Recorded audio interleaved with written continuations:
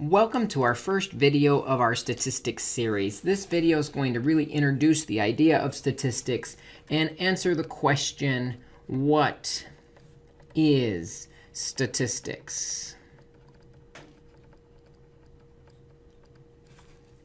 And as we start studying statistics, there is some key vocabulary that we need to be very comfortable with in order to study statistics accurately and communicate our results accurately. So the first word we need to know in statistics is what we call the population. The population is basically everything, or everyone. We usually are talking about people, but not necessarily, being studied.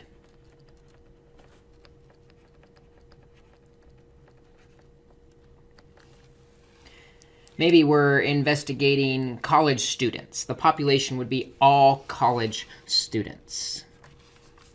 Number two, the second word we need to know is what we call a parameter. And a parameter is some characteristic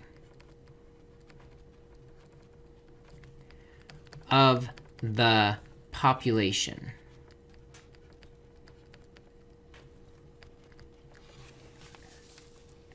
If we're talking about all college students, the parameter might be the average GPA. That'd be a parameter of the population. When we're talking about parameters, just as a note for now, we will usually use Greek letters to represent parameters. You'll see things like the Greek letter mu or the Greek letter sigma. Something in Greek generally means we're talking about a parameter of the entire population. This is different than if I was talking about a sample. A sample is a portion of the larger population.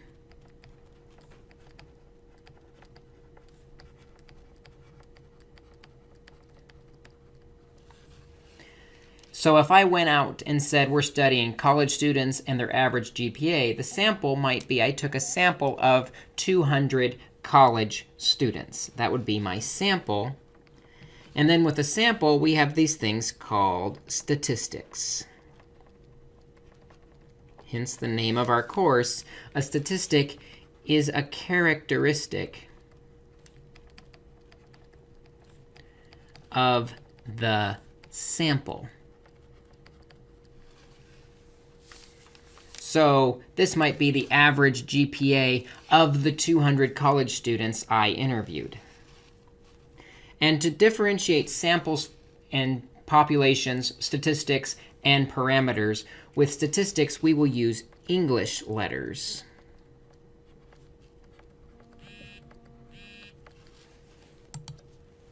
These English letters would be something like what we'll call X bar, or just the letter S.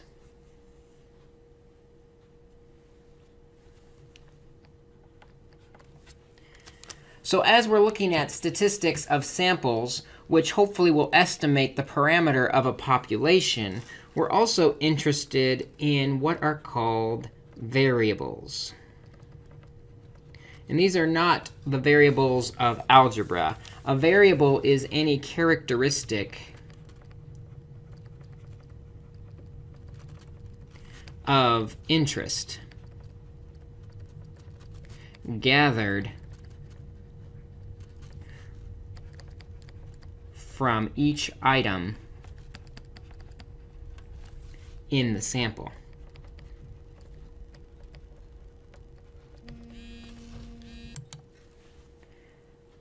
Another way to think about the variable is it's really, when I'm conducting a survey, it's really the question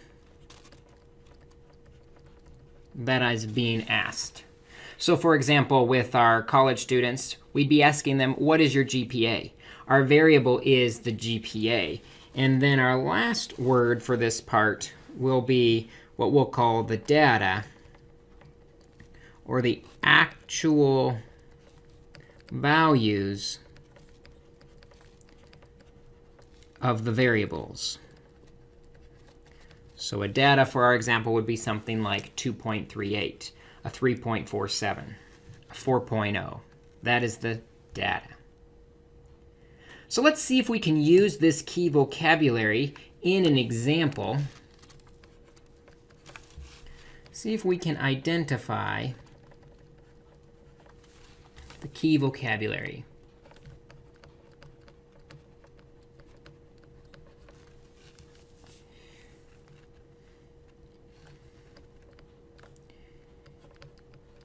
You want to know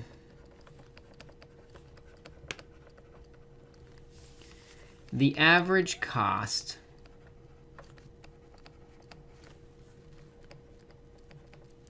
of statistics textbooks.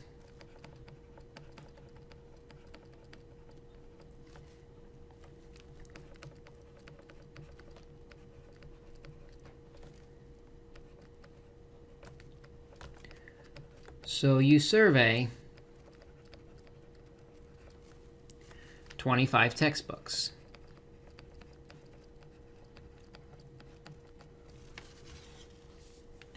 And we're going to find and identify these key terms, these same 6 key terms. The population, the parameter, the sample, the statistic,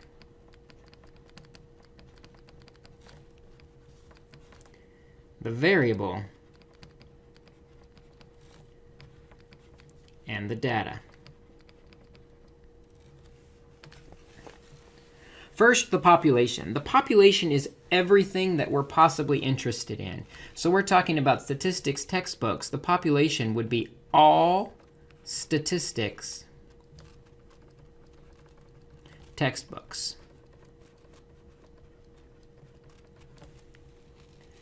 And the parameter that we're interested in studying about those statistics textbook is the average cost. The average cost. But not just the average cost, but the average cost of all statistics textbooks.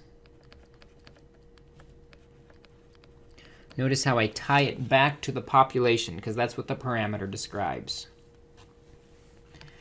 That can be contrasted with our sample, slightly different. Now, our sample is the smaller group, the subset we're looking at. This is the 25 textbooks. And then the statistic has to describe that sample. It's our characteristic of interest for the sample. It is the average cost of, and then tie it back to the sample, the 25 textbooks.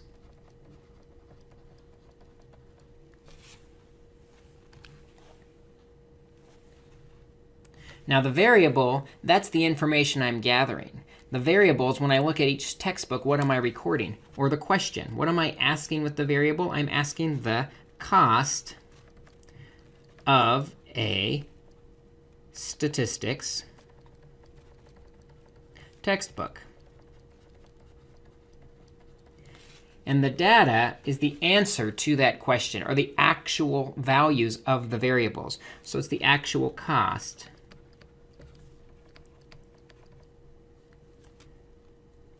of the textbooks.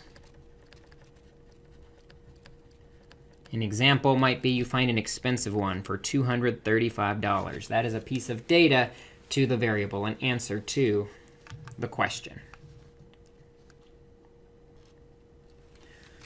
All right, now that we have some vocabulary, let's move on to an example of actually summarizing data, which is what statistics is all about.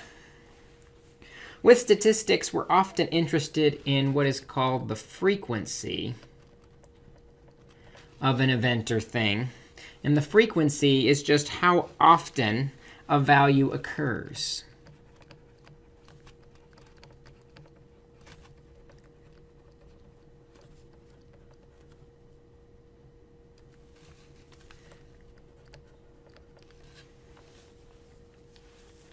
And often we'll organize these frequencies in what we call a frequency table.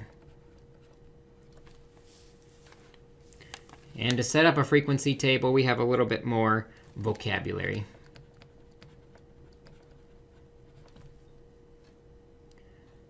First is what we're going to call the relative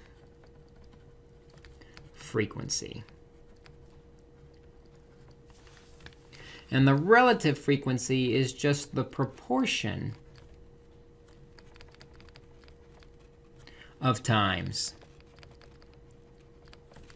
a value occurs.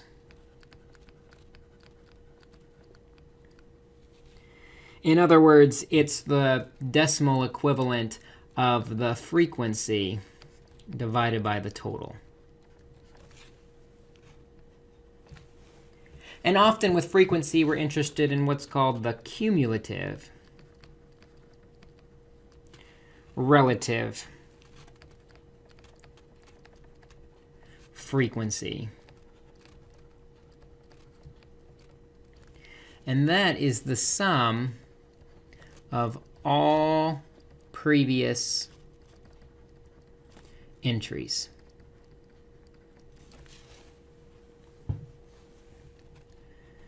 So with that vocabulary, the way we're going to set up the actual frequency table is frequency tables will generally have 4 columns. One column for the data value,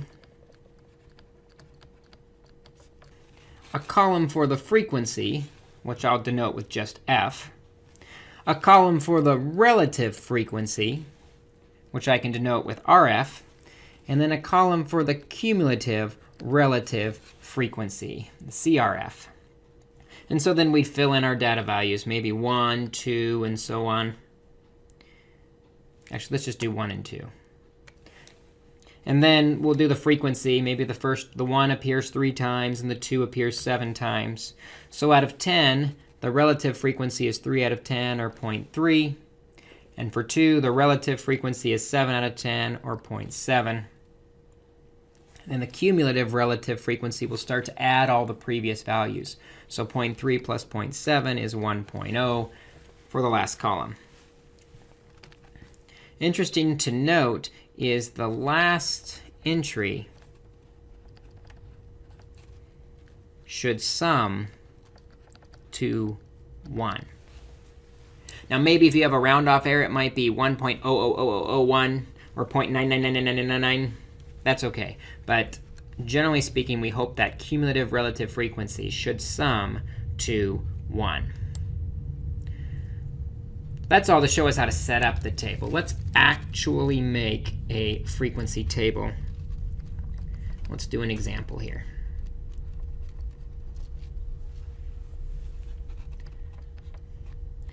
Let's say a baker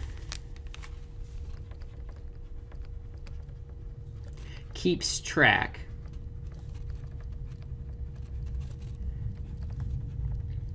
of how many free donut holes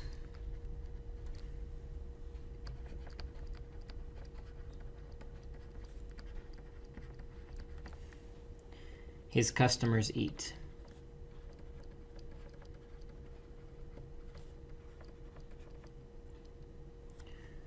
"25 eat 1 donut hole. 15 eat 2 donut holes. 7 eat 3 donut holes.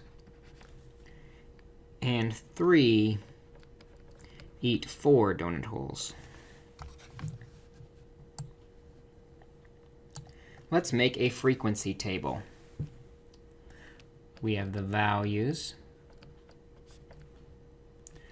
of 1, 2, 3, and 4 are the number of donut holes that were eaten.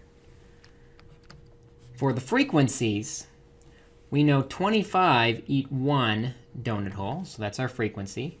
15's the frequency for 2 donut holes, 7 for 3, and 3 eat 4.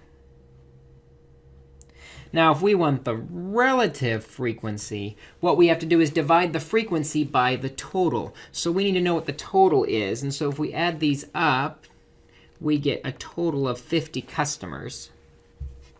So when we divide 25 by 50, we get a relative frequency of 0.5. When we do 15 divided by 50, we get a relative frequency of 0.3.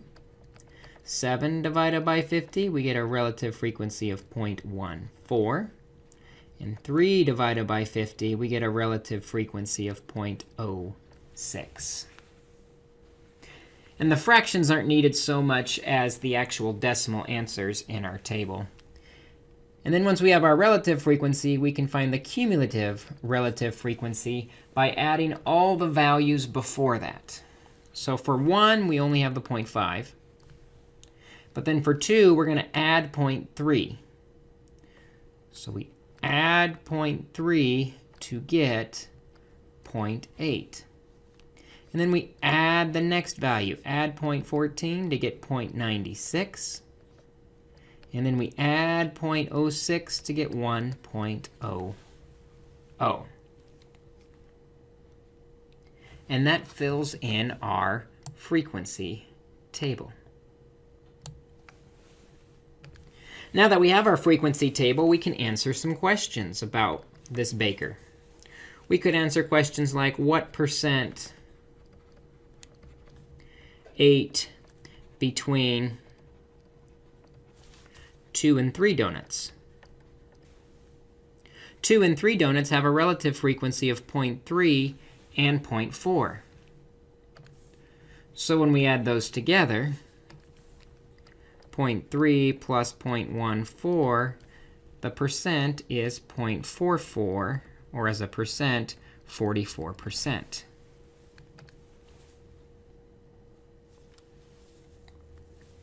How about what percent ate more than 3?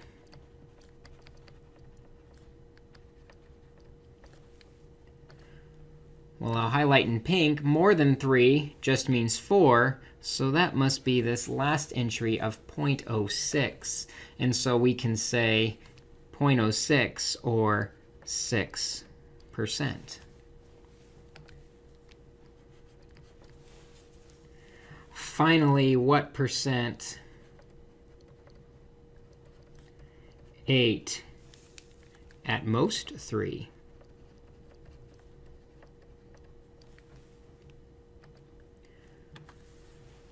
Well, I'll mark them in blue here. At most 3 is everybody else.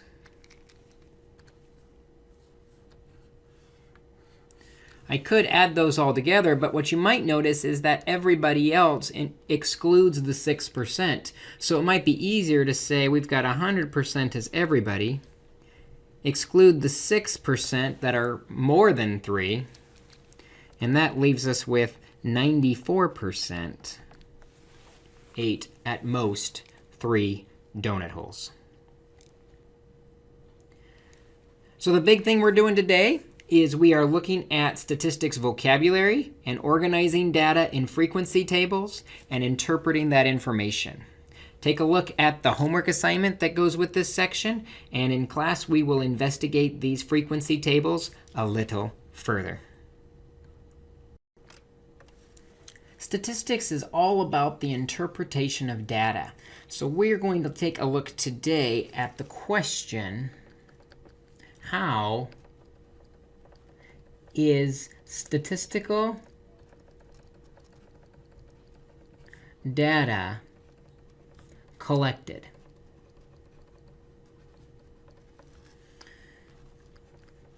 And first, we have to really understand what we mean when we talk about data. Data can be measured on several different levels. So let's take a look at the levels of measurement. Levels of measurement start with the most simple type of data and grow to the most complex type of data. It's important we know what we're working with so we make sure we can do the correct mathematical operations of it and make sense of our conclusions. The most foundational level of measurement is what is called nominal, which basically just means we put things into categories.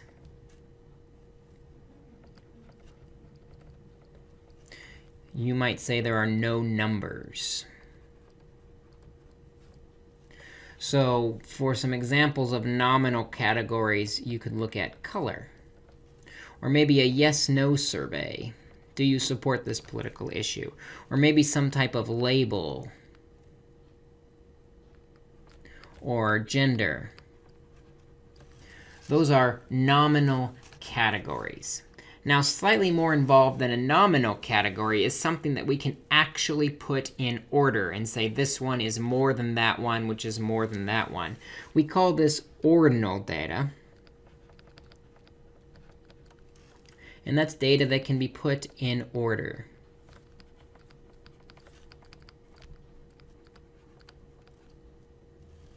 However, with that order, there is no clear space between the data values. In other words, we can say A comes before B, but we don't really care how much before B. The space between A and B might be different than the space between B and C.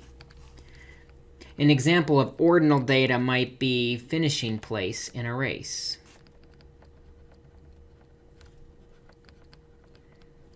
There's a clear first, second, and third, but the space between first, second, and third is not necessarily well defined. That's ordinal. Or we might say the top 5 cooks in America. Cook 1, 2, 3, 4, and 5. That's ordinal. We can put them in order, but we don't necessarily know how much better each one is than the other. Now, when we do clearly define the space between values, we have what we call interval data.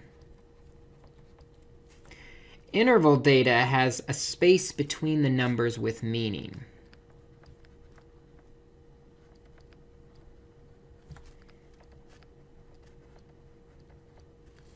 The space has meaning. However, there still is no 0 point. The space between the two numbers is well defined, like in the example of temperature.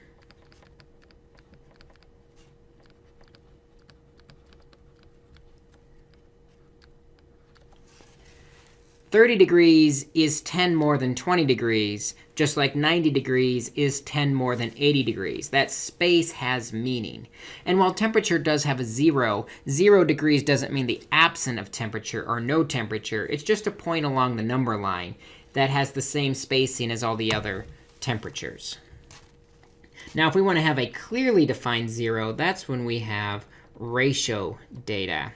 And that's where we have an absolute 0 that means literally nothing or none. An example of ratio data might be the length of a phone call or a test score or the number of children.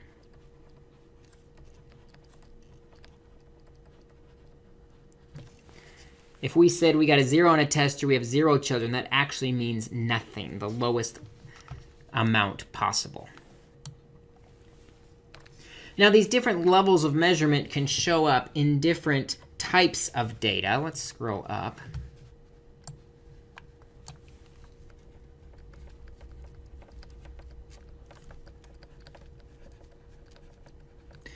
It's very important we understand the two different types of data, and the second one can actually be broken up into two subgroups. The first type of data is what is called qualitative. Qualitative data, which really focuses, again, on categories. No numbers. We're describing the qualities of something. So, for example, we might be talking about the type of car, or maybe some type of ethnic group. Those are the qualities of the data. That's qualitative data. The second type's the one we work with the most in statistics, and that is what is called quantitative data. And quantitative data is when we're looking at quantities. Quantitative data is either measured or counted. Really, what we're talking about is numbers. How many, how much, how far, how long.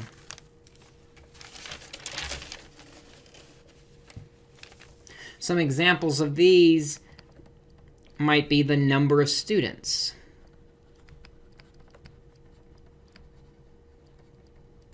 or the distance to school.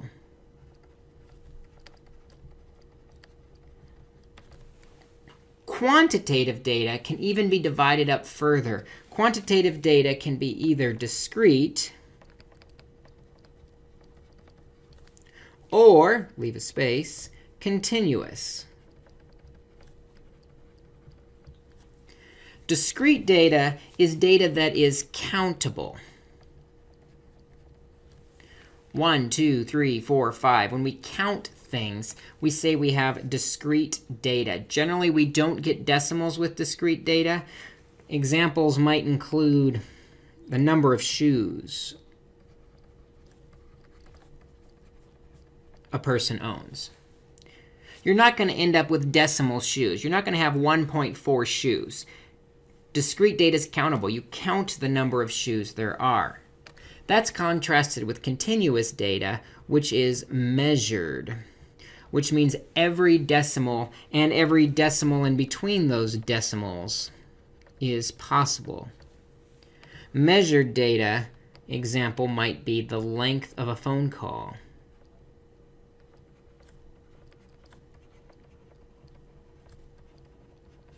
Or maybe somebody's height. That's continuous data. It's measured. Always we can have decimals. You can have half an inch. You can have half of an inch or a quarter. You can have an eighth of an inch. You can do all the decimals in between. That is continuous data.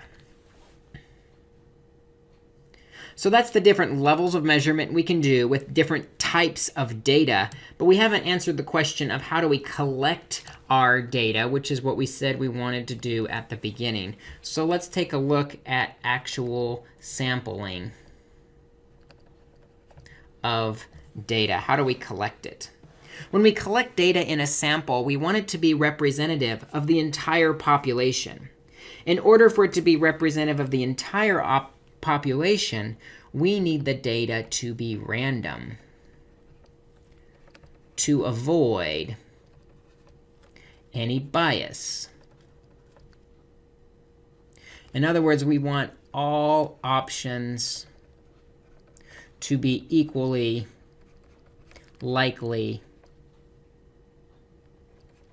to be included in our sample.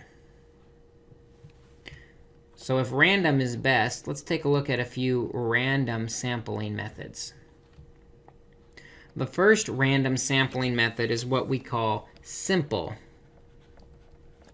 random sampling.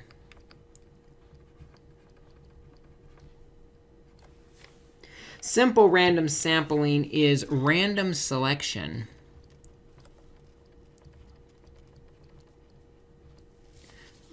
methods such as random numbers,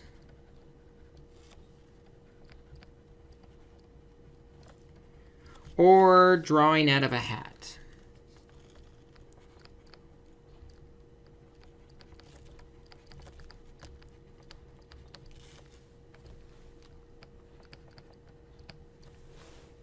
This is the idea of I assign everybody a number, and I pick a bunch of random numbers, and those people are included in my survey.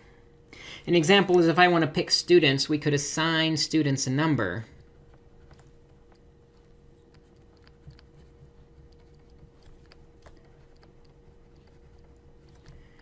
And pick random numbers to be included in the study.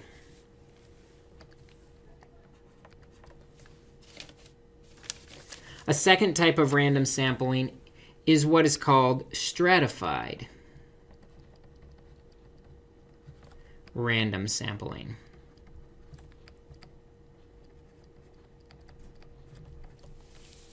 And this is when we divide the population into groups. Each group is called a strata. And then select a proportionate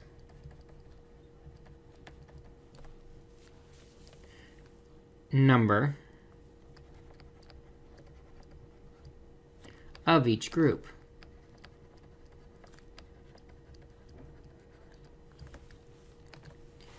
Polling is often done this way.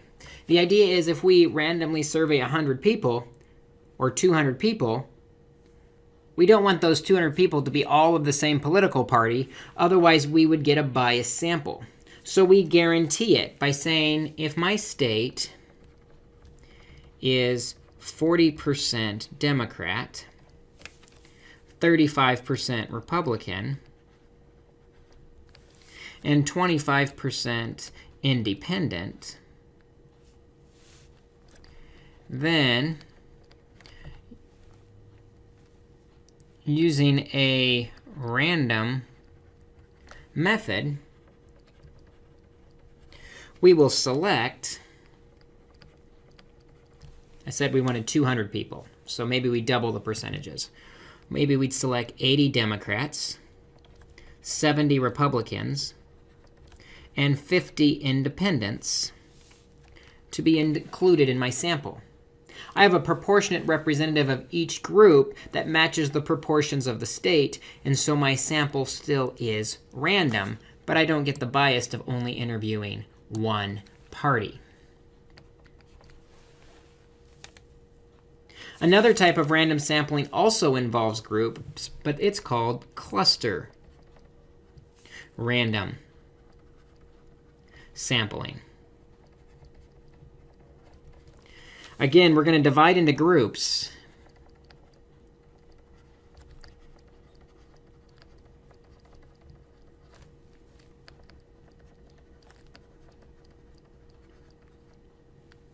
But this time, instead of selecting a proportionate number of each group, we are going to randomly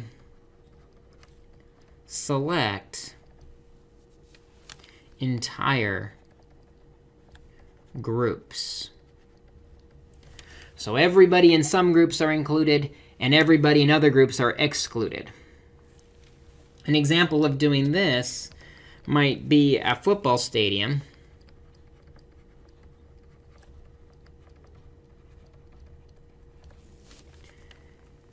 And it has different sections in the football stadium. So instead of interviewing everybody in the stadium or random people through the stadium, it's easier just to hit one section at a time. So in the football stadium, sections E and G are randomly selected.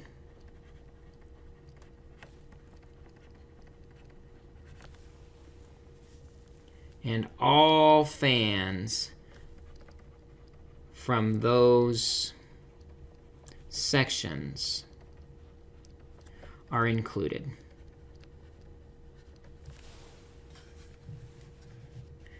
Cluster takes all people in each randomly chosen section, while stratified takes a proportionate group out of each group.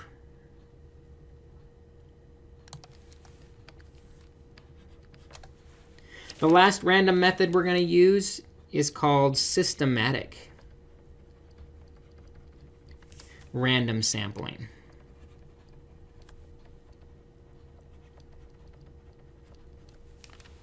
The idea behind systematic random sampling is we start with a random item or person,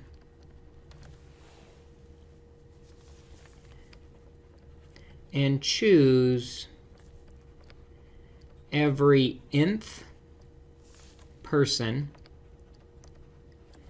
after this. And that means like every 5th person, or every 12th person, or every 30th person. An example of this might be if I pick a random phone number, a random number in the phone book,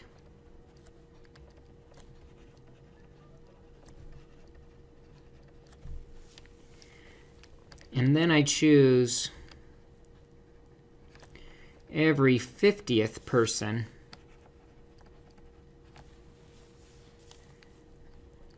after this until I circle back to the beginning. I go all the way through and back to the beginning and back to where I was, taking every 50th person. Those are our 4 random sampling methods that you should be able to identify for this course. There is a non-random method that is used quite a bit, and so we should at least acknowledge the non-random method called convenience sampling.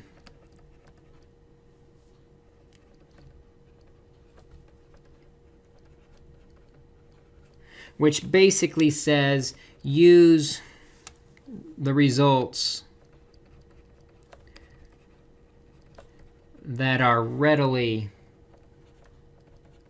available.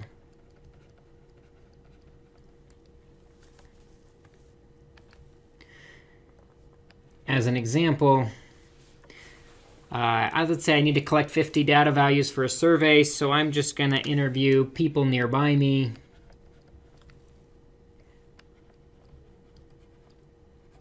Or maybe people within driving distance.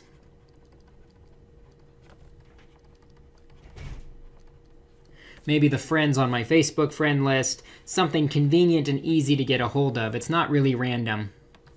And the problem with not being random is there are several drawbacks to not being random. I could have bias results. If I'm interviewing phone preference outside of the Apple Store, I'm going to get more iPhones. That convenience sampling is going to work against me. It may not be representative.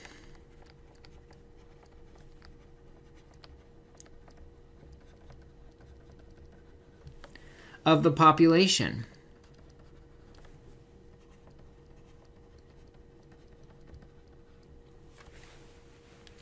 If I only interview outside of a school because it's convenient near my house, I'm going to get a lot more parents of young children than I will the general population. And then the drawback of that is the results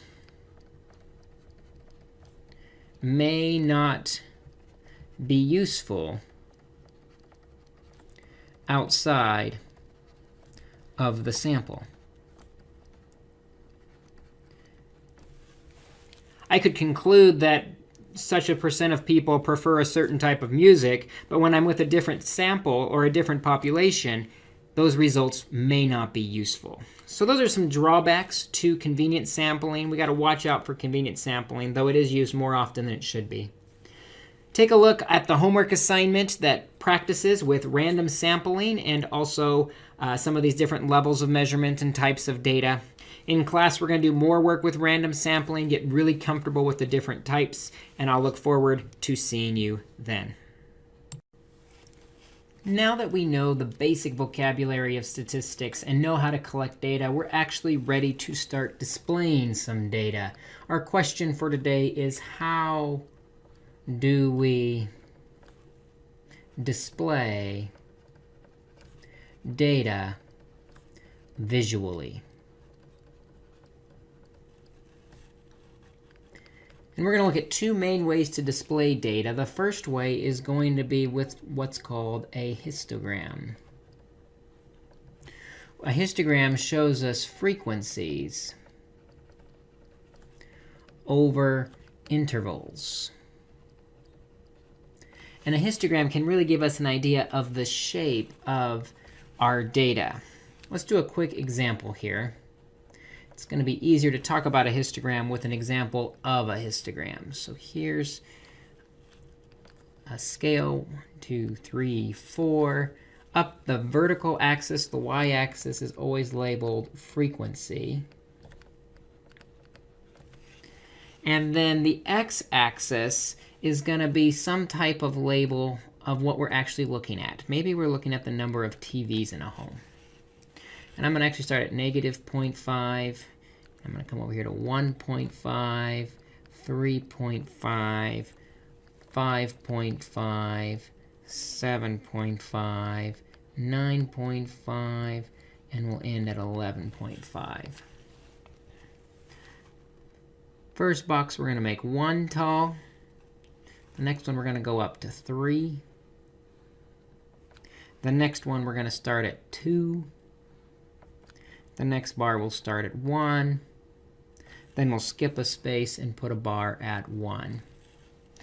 I'm also going to give this a title. Let's title this the number of TVs. And this picture is an example of what you would expect a histogram to look like. A couple things that I want to note. The bars on a histogram touch. They come down on the interval numbers.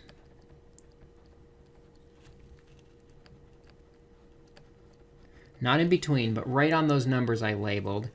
And they show frequency in a range. In other words, if I color this second bar green here, what that second bar means is that there are 3 values, or 3 people who reported having between 1.5 and 3.5 TVs. Between 1.5 and 3.5 are the numbers 2 and 3. So the numbers 2 and 3 all went into that bar. Now, it's impossible to have 1.5 or 3.5 TVs. And that's what brings up the second point here, point B, if possible, and it's usually easiest with discrete data,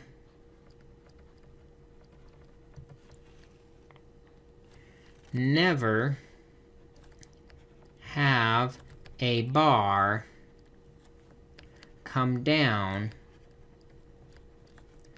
on a value. In other words, if I'm talking about the number of TVs, I don't want this to come down on 4 TVs. If a bar came down on 4 TVs, I wouldn't know if that 4 goes in the left bar or the right bar. So instead, I make sure my bars come down staggered from actual data values, in this case, by 0.5. And you also notice I took care to give a title to my graph and labels for the x and y axes. Title and labels are important. So now that we kind of know what a histogram is and what it looks like, showing frequencies over a range, let's look at how to make a histogram. First, we need to decide on the number of bars. Once we decide the number of bars, we'll use this nice little formula where we take the high number minus the low number, and then divide by the number of bars. And then whatever that number is, we will round up. And that will give us the bar width, how wide each bar should be. Now, it's important to note we always round up. If it's 3.1, we'll still round up, and the bars will be 4. In fact, if it's 3.0, we would still round up to have 4 bars of width 4. We always round up to the next number after this division. Next, we need to decide on the starting value. What I usually recommend we do to decide on the starting value is do 0.5 before the lowest number. In my TVs example, 0 is the lowest number of TVs, so I went 0.5 before that, so I'm staggered, and the bars won't come down on that. Then it's helpful to make a frequency table.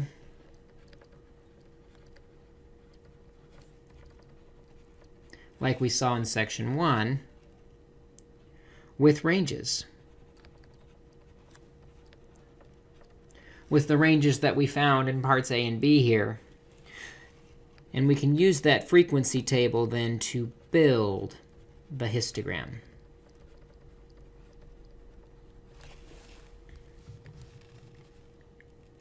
So if that's the method, let's see if we can go ahead and actually do that with an example.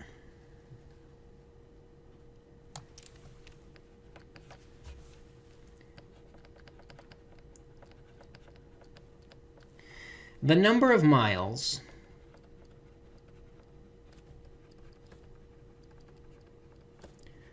(20 students) commute to work is below. We are going to make a histogram with 5 bars to represent the data.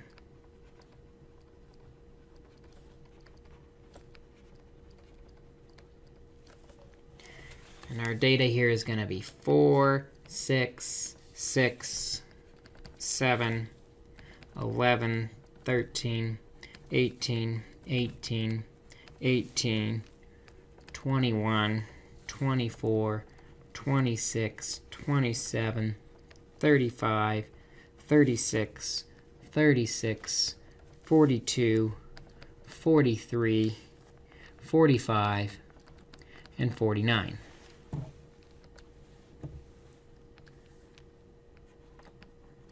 So for our bar width,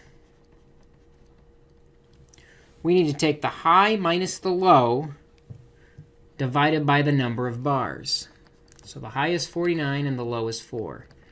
49 minus 4 divided by the 5 bars is 9. Now it's exactly 9, so I have to round that up to 10 is my width. Always round up to the next whole number. Otherwise, your last values won't be included in the last bar. Now we can decide on our start values, or our ranges. So for our x values, to start with our graph, we're going to start half a unit before the low value of 4. So half before 4 is 3.5. And we're going to go up 10 to 13.5. The next range is going to start at that 13.5 and go up 10 to 23.5. Then we have 23.5 to 33.5. And I'm running out of space, so I'm going to scroll up a bit. 33.5 to 43.5, and 43.5 to 53.5. Those are our ranges. Now we just need to find the frequency inside each range. 3.5 to 13.5. There's 1, 2, 3, 4, 5, 6 numbers. 13.5 to 23.5. We only have 4 numbers. Then you see 23.5 to 33.5. There's 3 numbers. 33.5 to 43.5. There's 5 numbers. And 43.5 to 53.5, we see 2 numbers.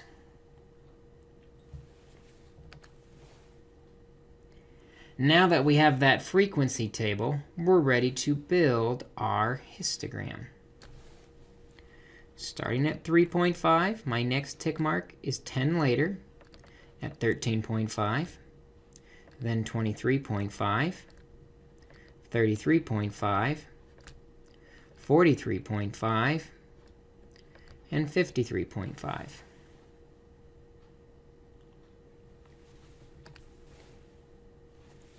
Our frequencies go up to 6. 1, 2, 3, 4, 5, 6. The first bar is 6 tall. The second bar, touching it, is 4 tall. The next bar, touching it, is 3 tall. The next bar, touching it, is 5 tall. And the next bar, touching it, is 2 tall. And now my bars show the frequency within each of those ranges. Now I still need a title. We're talking about miles driven to work. It's a good title. Our x-axis is in miles. And then the y-axis, going from 1 to 6, always shows my frequency. And there's my histogram. Now with histograms, it's important not just to be able to draw the histogram, but we also need to be able to describe the shape of the histogram that we end up with. So a couple notes here on some vocabulary you can use to describe the shape of a histogram. And now with real-world data, it's never perfect. Histograms are never perfectly any of these shapes, but they tend to be close to one of these shapes. Not always, but generally, a common shape we'll see is what's called the uniform shape, where the bars are about the same.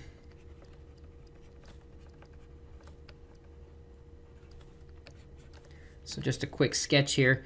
You might see bars that they're not quite exactly the same, but they're pretty darn close.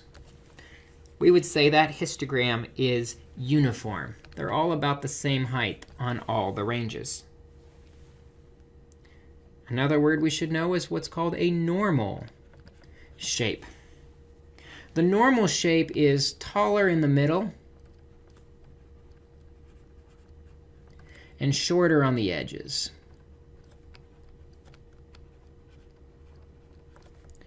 What a normal shape looks like is it generally starts short and gets taller until the middle, and then after the middle it starts getting shorter again. It's also called the bell-shaped curve, where it goes up and then back down. The opposite of the normal shape is what we would call the V-shape, and that is shorter in the middle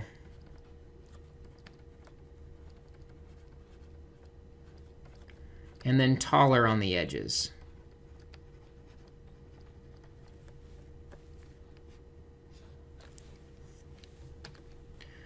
So that's when we have a tall edge that gets shorter, and then it comes back up and gets taller on the outside. And you can almost see that V shape right on top of those bars. In addition to the shape, we can talk about its symmetry. We say a graph is symmetrical if it's basically the same on both sides.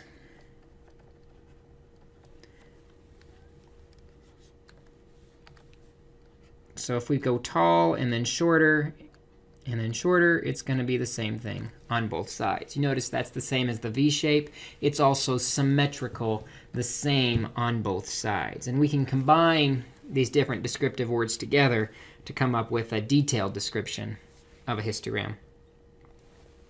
Then we have this idea of skewedness. Skewed means it's not symmetrical. And we describe the unsymmetrical part where the extra stuff is. Skewed right means it's not symmetrical because we have extra stuff, for lack of a better term, on the right. So that's where we're trying to be symmetrical, right? But then on the right side, there's all this extra stuff, and it kind of goes down a lot slower. That extra stuff means it's skewed right. And you might expect the last term then is skewed left, where the extra stuff is on the left. And that's where we've got all these extra little short bars on the left before it starts growing and giving us our what would be symmetrical shape. So that's histograms. We can draw them to show the shape of the data. We can describe them as uniform, normal, V-shaped, skewed, symmetrical.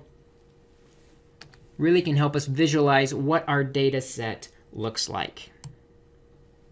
A second thing we can do, though, to describe our data visually is to draw what's called a box plot.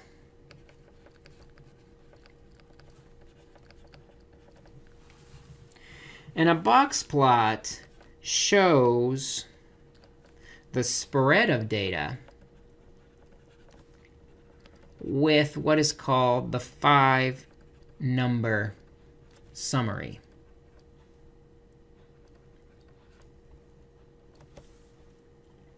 Five-number summary is made up of 5 pieces: A, B, C, D, and E. The 2 easiest to find are the minimum and maximum.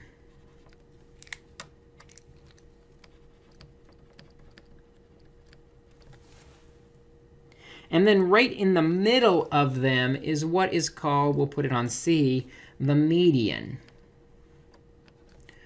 or the middle when the data is in order. So the median cuts the middle of the data, and then we've got the top half and the bottom half. In the bottom half, we're going to find what's called Q1, or the first quartile.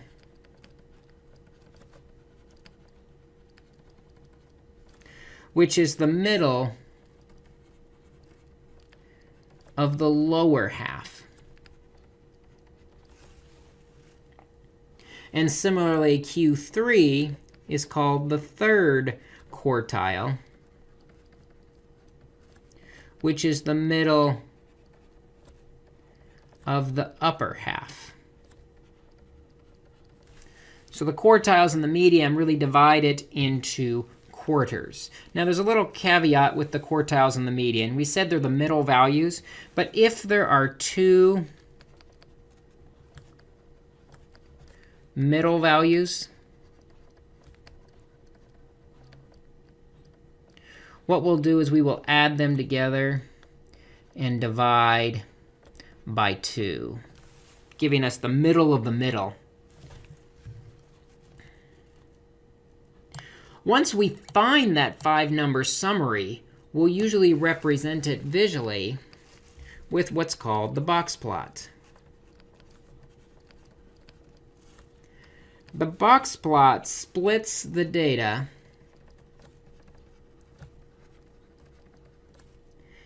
into quarters.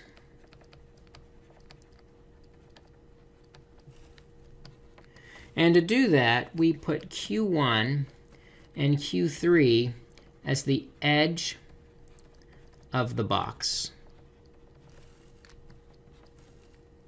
And then we draw whiskers out to the min and max values. And finally, we use a dotted line for the median. And so what we end up with is there's some number line down the bottom. And then floating above that number line is the box showing where the quartiles are, Q1 and Q3. Whiskers out to the minimum and maximum values. and then a dotted line for the median. And each part of the box represents a quarter, or 25% of the data values. The box then is the middle 50%. The whiskers are the outside 50%. And we can make some visual conclusions about how our data is spread out. Let's see if we can make a box plot. Going back to our example with the commute time,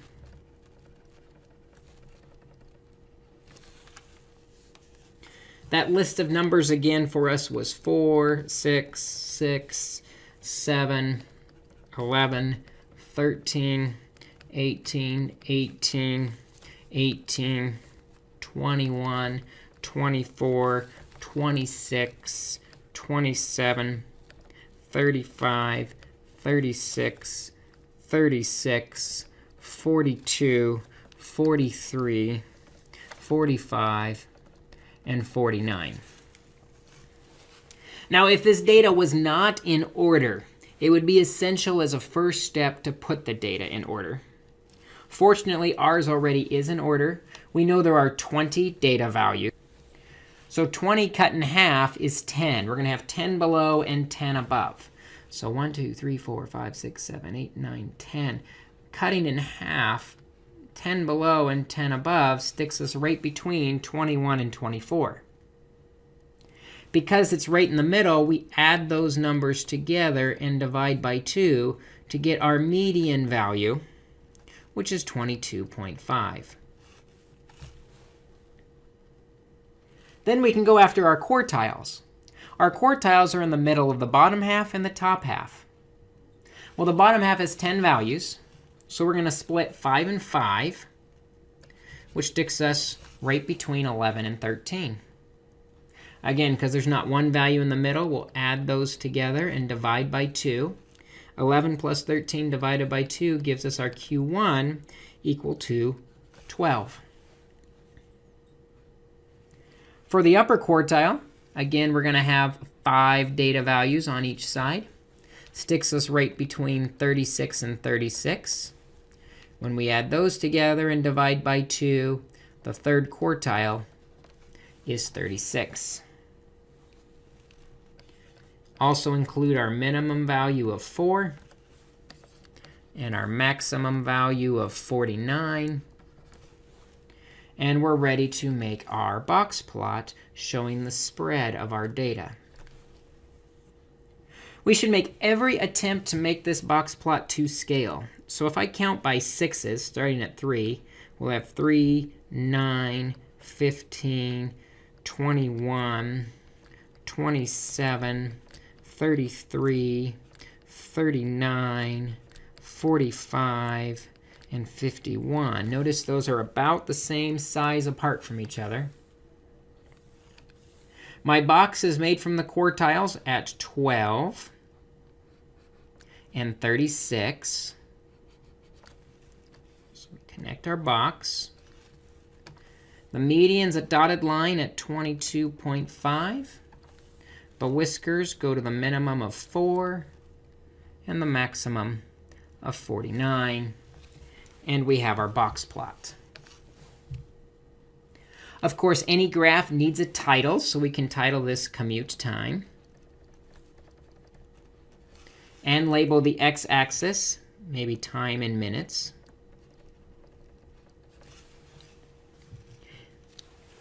And we have our box plot. Now, normally the box plot would all be one color, but I did color coding to show where all the pieces came from in this example. And just like we can describe the shape of our histograms, we can also describe the shape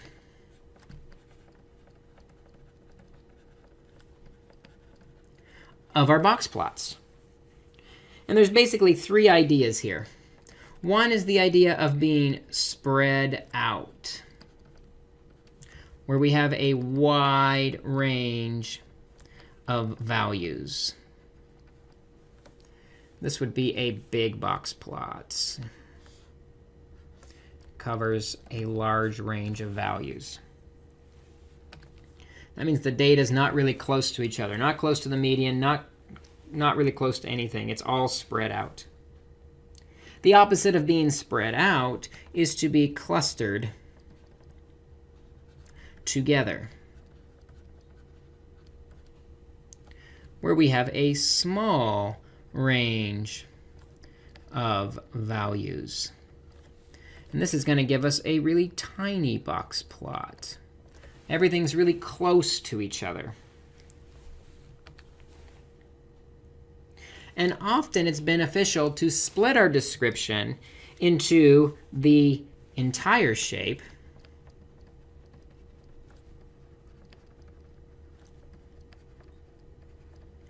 and the middle 50%, or the box.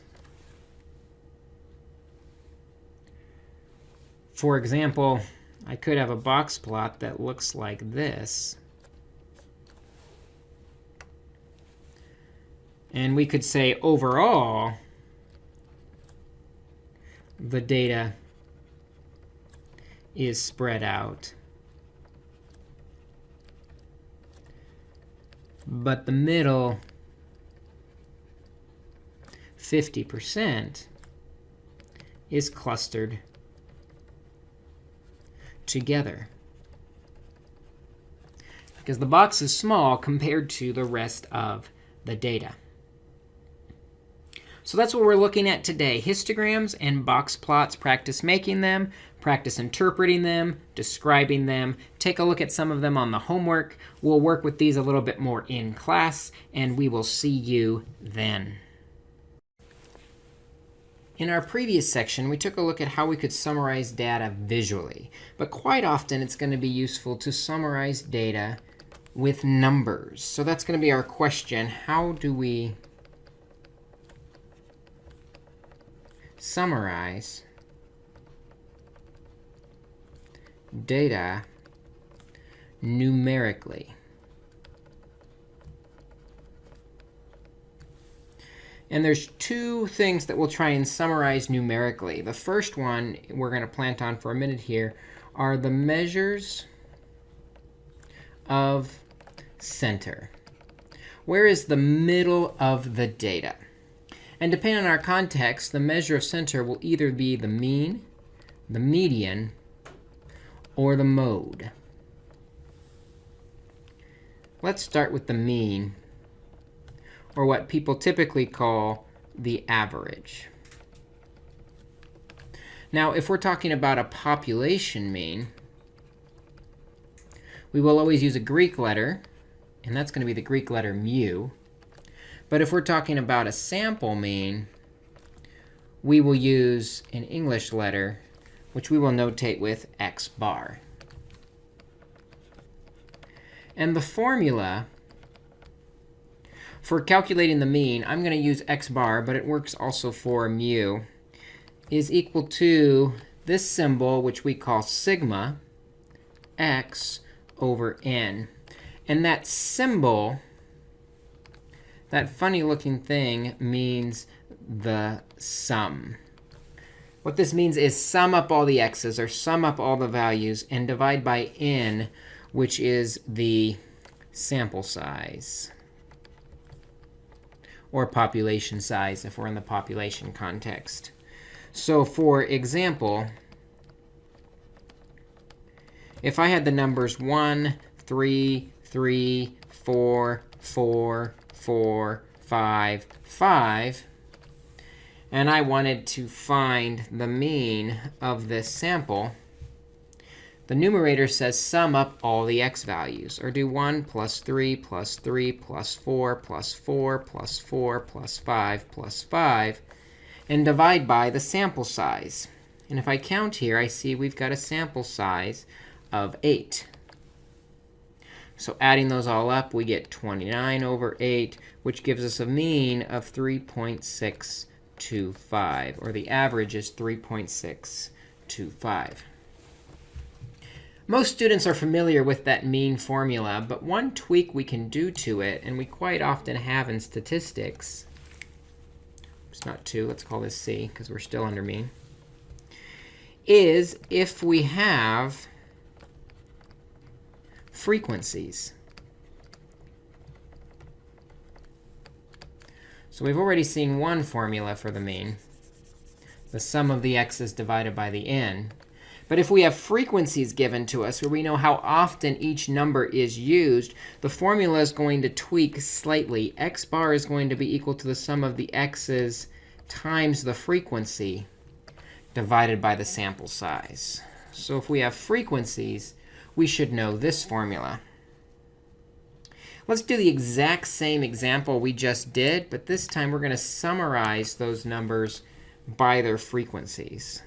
So first, I'll list out the numbers.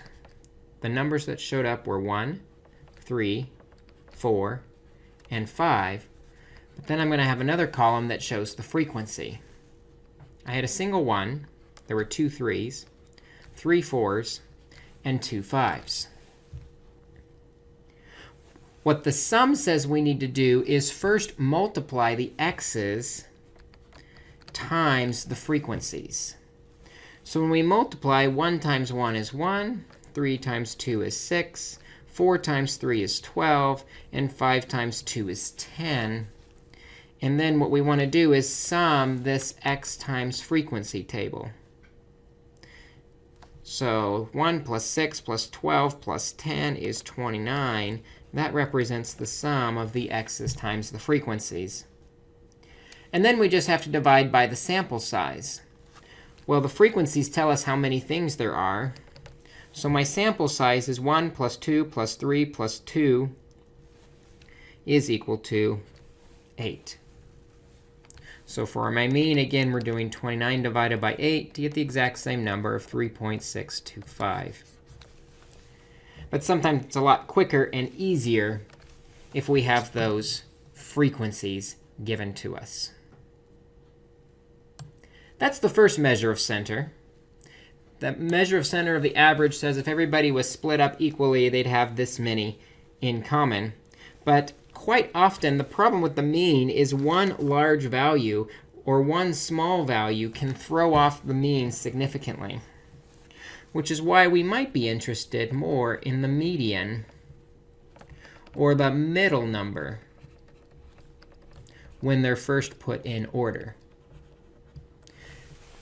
This way, one large or one small number won't have a dramatic impact on this measure of center. So for example, using our same data, the 1, 3, 3, 4, 4, 4, 5, 5, the median is going to be the value right in the middle. Well, if there's 8 values, the middle puts you between the 4 and the 4. And we know from our previous section when we made box plots, we would add those and divide by 2 to get our median value, which turns out here to be 4. And the big advantage of the median is that one extreme value does not impact the median as significantly as the mean. It's a little more stable. Now the third measure of center, and this is often used in categories or nominal data, is what is called the mode. The mode is the value that occurs the most often. And again, it's usually best for categories. If we're talking about the color of cars in the parking lot, we're not going to have an average of a blue point green car. That doesn't make any sense. But what we can do is say the most common frequent color car is blue or gray or whatever that most frequent one is. We can still look at mode in terms of numbers. We seem to be using this example data of 1, 3, 3, 4, 4, 4, 5. So let's keep using it. And what we see is the number 4 appears 3 times. It is the one that occurs the most often. So we will say that the mode is equal to 4. Those are our measures of center, the mean, median, and mode. But the problem with just measuring the center is it only tells us where the middle value is. It doesn't tell us kind of how all the rest of the data is behaving around the center. Is the data really spread out? Is it clustered close to the center? What's happening with the rest of the data?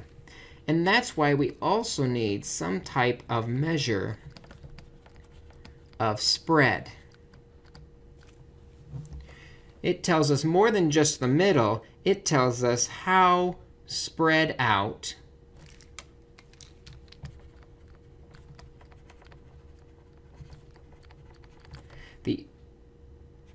the other values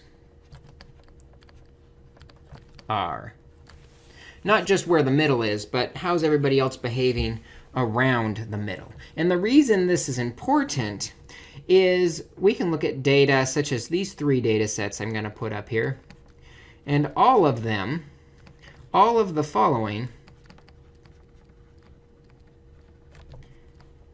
have the same mean and median. The first data set's going to be 1, 1, 1, 5, 9, 9, 9. Both of that data set has a mean of 5. It also has a median of 5. But if I do another data set of 1, 2, 4, 5, 6, 8, 9, that data set has a mean of 5 and a median of 5. And if I do a data set of 5, 5, 5, 5, 5, 5, 5, that data set has a mean of 5 and a median of 5. There's no difference between these 3 data sets if I just look at the center. But the numbers are spread out quite differently. The first data set, the blue one, are spread out very far. The green one's kind of spread out evenly. And the red one has absolutely no spread in it at all. This is why we need a measure of spread. And the most basic measure of spread is what we call the range. The range tells us how much space there is between the largest and the smallest number. We take the large number and subtract the small number to see how far apart those extreme values are. So for example, with our data we've been playing with today of 1, 3, 3, 4, 4, 4, 5, 5, the range would be the big minus the small. 5 minus 1 equals 4. And so there is a space of 4 between all of these values. Now there's a problem with the range, though.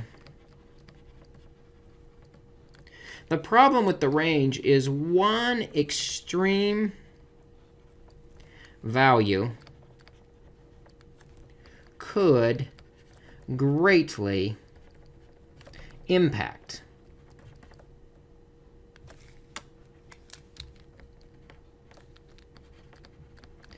For example, if there was also a 27 on this data set, 27 minus 1 would sound like 26. There's a large range between the numbers, when most of them are actually clustered quite closely together. So this is why we need a different, better measure of center. And one measure of center that might be better is what we call the interquartile range. It's often abbreviated as IQR for interquartile range. And the interquartile range you could think about as the range of the middle 50%. What we'll do is we'll take the Q3 and subtract the Q1 value. subtract the quartiles, and we see the range of the middle 50%, or how spread out the middle 50% is. And then we're no longer going to be impacted by an extreme outlier that's way too big or way too small for the rest of the data. So for example, with our data of 1, 3, 3, 4, 4, 4, 5, 5, we already said the median was between 4 and 4. The first quartile then, Q1, is between 3 and 3, which is just 3. And the third quartile, Q3, is between 4 and 5, which is 4.5. This means our interquartile range is 4.5 minus 3, or 1.5. And that might be a little bit of a better measure of the spread because it's only looking at the middle 50%. The extreme outliers are not going to impact the interquartile range. However, we still have a problem. And that problem is this interquartile range formula only considers two values, the Q1 and the Q3.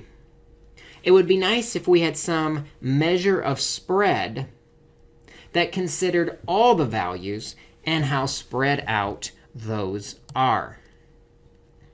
And this gives rise to the most important measure of spread, the one we'll use a lot in this class, called the standard deviation. And the standard deviation attempts to measure what we call the average distance a point is from the mean. How spread out is the data considering all the data values? On average, how far are they from the mean? Now, with a population, we will use a Greek letter for the standard deviation, and that's the Greek letter sigma. And with a sample, we will use the English letter S to represent the sample.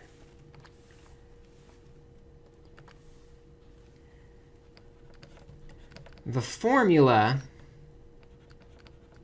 for the standard deviation kind of builds on this idea that we want the average distance from the mean. So if I took any point and subtracted the mean, that would give me the distance it is from the mean. The problem is some of these will be positive and some of these will be negative. So if I add them up, it actually adds up to 0. So to avoid the positive-negative problem, what we'll do is we'll square each of the values before we take the sum and add them all up. Then we'll divide by the sample size, which turns out with standard deviation, and when we derive the formula, it's not exactly the sample size we divide by, but we'll divide by n minus 1. And the reasons for the minus 1 are beyond the scope of this course, so you'll just have to trust me. To take an average distance from the mean with the standard deviation, we're going to divide by n minus 1. The problem that we still have, though, is we squared everything, so it's not really a true average. So to undo the square, we'll take the square root at the end of our formula. And we will say s is equal to that square root. And that is going to be an important formula for us in this course. Now, I do have one little caveat. Turns out that the formula for a population standard deviation is slightly different than S. The formula is. We're not going to worry too much about that different formula for the population because generally we always have a sample. We're always going to be taking sample standard deviations, which is this formula we've looked at here. So let's do an example. And let's start with a smaller example, and then we'll move to the bigger example that we've been seeing throughout this video. We'll start with the example 11, 13, 14, and 14. And I'll give you a hint. If you go through and calculate the mean of these values, the mean is going to be equal to 13. So what we'll do to get started is we'll list our values, 11, 13, 14, 14. And then we're going to have a column for every step along the way in this formula. The first step says take those x values and subtract the mean. Subtract 13. So 11 minus 13, I can even put a little 13 here. We're subtracting 13. 11 minus 13 is negative 2. 13 minus 13 is 0. 14 minus 13 is 1. And 14 minus 13 is 1. Then the formula says to square our values. So the x minus x bar, each of those values needs to be squared. Negative 2 squared is 4. 0 squared is 1. 1 squared is 1. And 1 squared is 1. Finally, the formula says to take the sum. So the sum of x minus x bar squared is equal to 4 plus 1 plus 1, which is 6. Now I'll jump to the standard deviation formula, which says the square root of the sum, which is 6, divided by 1 less than the sample size, which is 3. 6 divided by 3 is 2, and the square root is 1.41.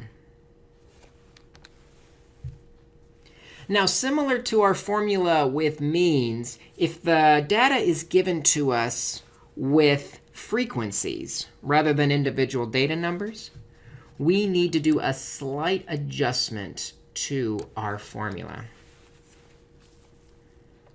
So if we have frequencies, the formula will slightly adjust to s equals the square root of the sum of x minus x bar squared. But before we take the sum, we have to multiply by the frequency and then divide by n minus 1. So let's take a look at an example where we do it with frequencies. And let's use that data set that we've been using, where we know the x values were 1, 3, 4, and 5. And the frequencies of that were 1, 2, the number 4 appeared 3 times, and the number 5 appeared twice. Now, we already know that x bar, the mean, is 3.625. We would have had to find that first if we didn't know that. But since we do, now we'll make another column for x minus x bar. Taking the x, the number 1 minus 3.625 is negative 2.625. 3 minus 3.625 is negative 0.625. 4 minus 3.625 is 0.375. And 5 minus 3.625 is 1.375. Next, the formula says we need to square that x minus x bar. We're going to square each of these numbers. So 2.625 squared, and I'm going to round to 2 decimal places, is 6.89. 0.625 squared is 0.39. 0.375 squared is 0.14. And 1.375 squared is 1.89. Now, if we didn't have frequencies, we would just add this column up. But because we have frequencies, we need to take this column, the x minus x bar squared, and multiply by those frequencies. So the 6.89 needs to be multiplied by 1 to get 6.89. The 0.39 needs to be multiplied by its frequency of 2 to get 0.78. 0.14 times 3 is 0.42. And 1.89 times 2 is 3.78. And that's what we want to sum. We want to get the sum of x minus x bar squared times the frequency. And when we add up that column, you should end up with 11.87.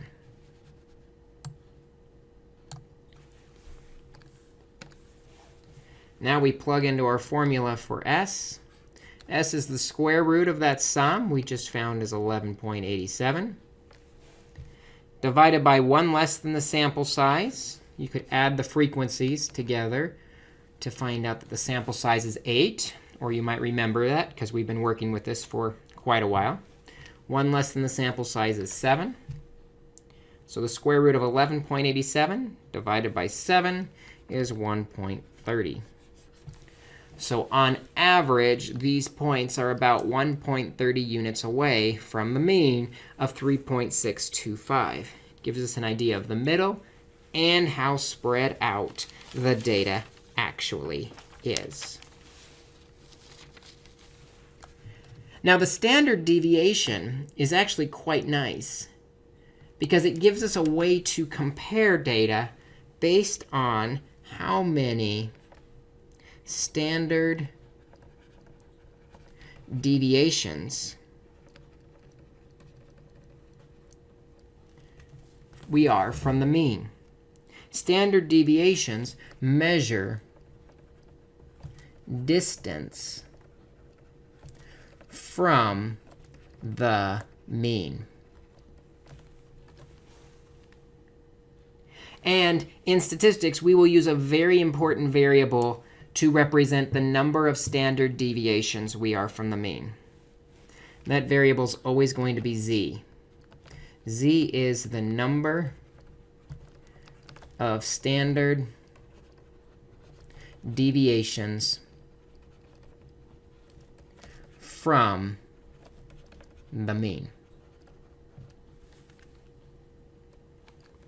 And we actually have two formulas that use z. They're both really the same formula. The idea is z is the number of standard deviations from the mean. So we'll take the value we're working with. We want to know how many standard deviations x is from the mean. Well, first we need to know the distance to the mean. So we'll subtract the mean, or x bar, and then we'll divide by s, or the number of standard deviations that is. That's our main formula for z. Now, sometimes we have the opposite information, and we want to know what is 3 standard deviations from the mean. We know z. We want to be 3 standard deviations from the mean. What value is that? And so we can solve this equation for x.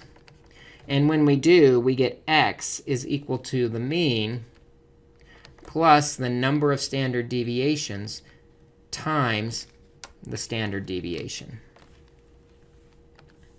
And so this formula, it's really the same formula. It's just been solved for x. Will tell us the number of standard deviations is what value. Let's do some examples. Let's say for our data, 1, 3, 3, 4, 4, 4, 5, 5. We want to know how many standard deviations from the mean is the median.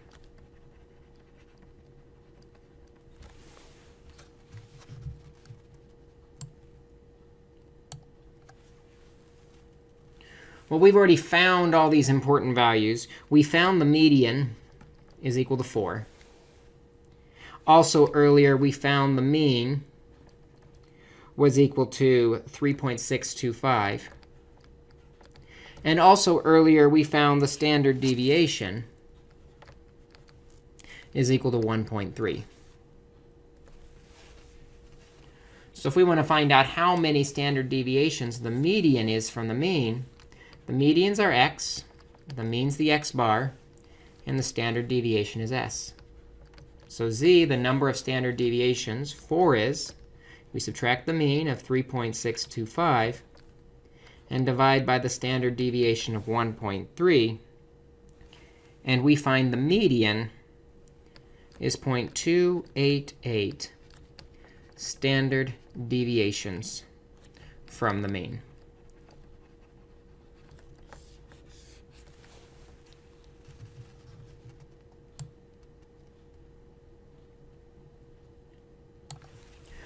Or we could ask a similar question for the same data.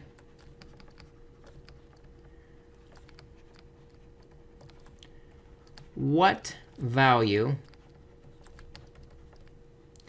is 2 standard deviations below the mean? We already know the number of standard deviations. So 2, that's actually going to be our z, the number of standard deviations below the mean. And because we want to be below the mean, we will use a negative number to make it below the mean. So we're looking for the x this time. What is that value of interest? So x is equal to the mean, x bar of 3.625, minus 2, because we have a negative 2 standard deviations below the mean, times the standard deviation of 1.3. And that gives us 1.025. Now, it turns out that we can say 95% of our data generally falls within 2 standard deviations of the mean. If it's more than 2 standard deviations from the mean, we say those values are unusual or extreme values. We call those extreme values outliers. And these outliers are values far removed from the rest of the data.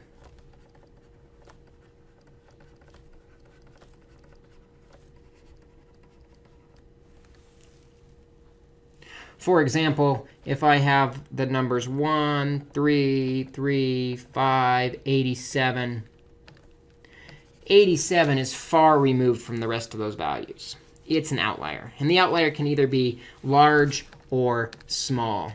And we actually have 2 methods for calculating outliers, and they generate very similar results. So neither one is necessarily better than the other, but I want to show you both of them.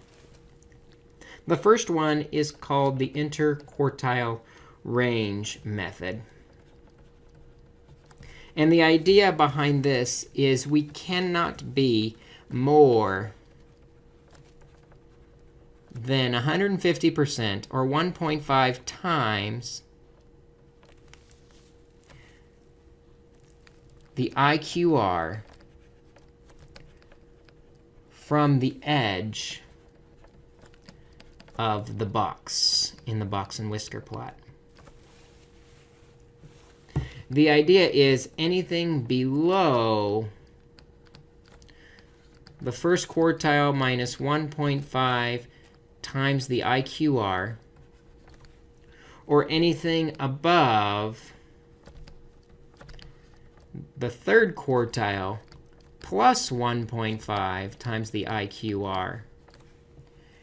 Anything that's above or below those numbers becomes an outlier.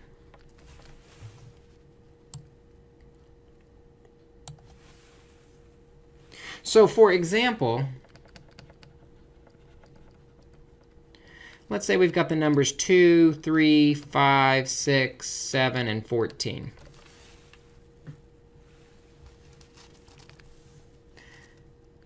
Now, the median's right in the middle. But what we're interested in with the interquartile range is the middle below the median. The first quartile is 3. and the third quartile is 7. So the interquartile range is 7 minus 3, or 4. This means an outlier is anything below the first quartile, 3, minus 1.5 times the interquartile range of 4. That gives us 3 minus 6, or negative 3. Anything below negative 3 would be an outlier, which there's nothing in this data set below negative 3. But also anything above the third quartile, 7, plus 1.5 times the interquartile range. 7 plus 6 is 13. Anything above 13 becomes an outlier. And you notice 14 is right on the edge there. And so we will say, based on that, 14 is an outlier. It lies outside of the majority of our data. Now that's the interquartile range method. I said there's a second method. It's based on the standard deviation.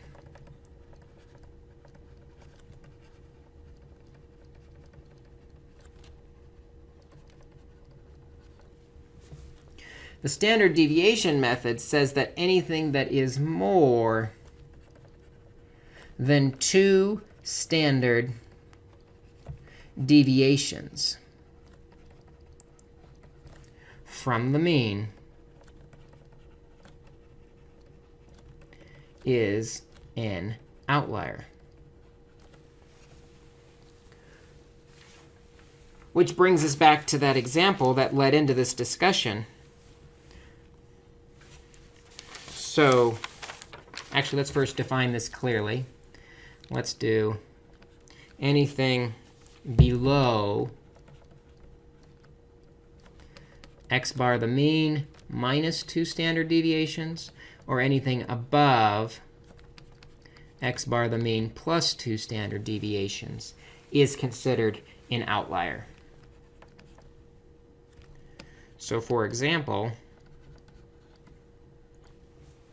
we had our data of 1, 3, 3, 4, 4, 4, 5, 5. And we found out already that the mean of this data is 3.625. And we also found out the standard deviation of this data is 1.3. So an outlier would be anything below the mean, 3.625, minus 2 standard deviations.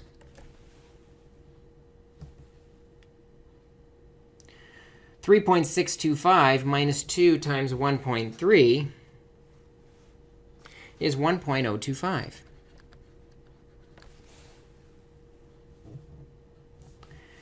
And we'll recognize there that we do have a value below 1.125, or 1.025. It's just a little below, but it is below. Here, 1 is an outlier. We also have to check above. So we'll do the 3.625 plus 2 standard deviations, or 2 times 1.3, which gives us 6.225. Nothing above 6.225, so the only outlier we have here is the number 1. So we've covered quite a bit in this video. We talked about measures of center, the mean, median, and mode to estimate where the middle of the data is. We talked about measures of spread to see how spread out we are around the mean or the center, using the range, the interquartile range, and the most important ones, the standard deviation. And then we also looked at some uses of the standard deviation to see its distance from the mean, finding outliers or identifying outliers. So lots to take a look at on the assignment.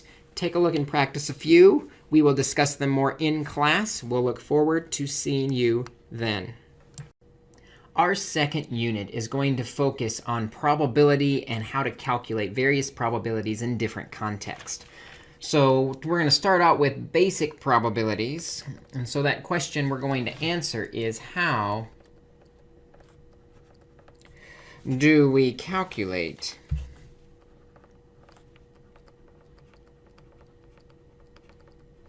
basic probabilities?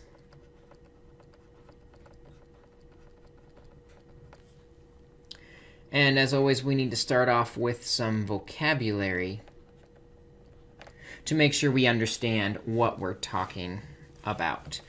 The first vocabulary word we need to know for probabilities is what is called the sample space. The sample space is a list of all possible outcomes. So for example, if I was to flip a coin, the sample space would be all possible outcomes. I could get a heads, or I could get a tails. Which begs the question, what is an outcome? So let's define an outcome really well. An outcome is just the result of an experiment. So an experiment might be flipping a coin.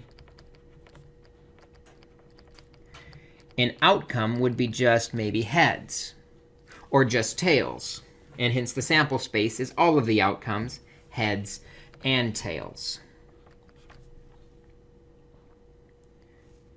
When we're looking at the number of outcomes that occur in a sample space, what we're really interested in finding is some type of probability, or the chance that an event will occur. And what we really end up with is a scale from 0 to 1, where 0 means the event certainly will not happen. Not going to happen.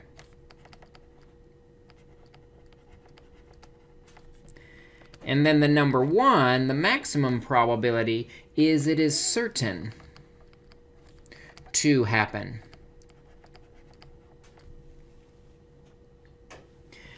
And then you could get any decimal in between. So if I ended up with like 0.5, that would be right in the middle. So it's equally likely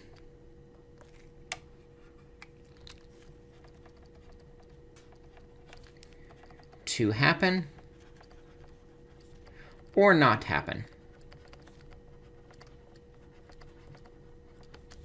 So if the probability is 0.001, it's probably not going to happen, but it could happen.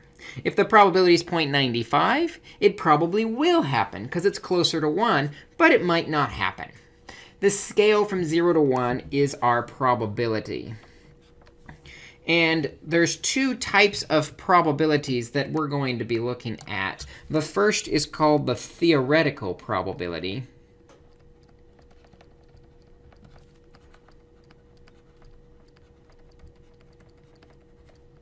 which basically says what we expect to happen or what should happen.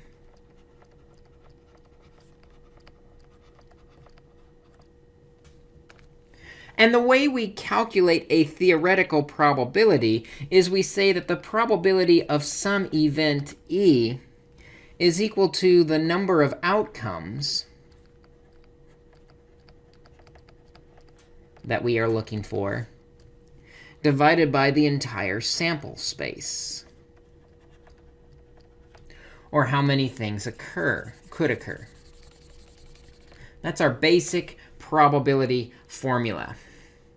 So for example, if I flip a coin and I want heads, we would say the probability I get a heads is the number of outcomes. There's only one outcome on a coin. Out of the sample space, there are 2 possible outcomes on a coin, heads or tails, and then I would convert that to a decimal.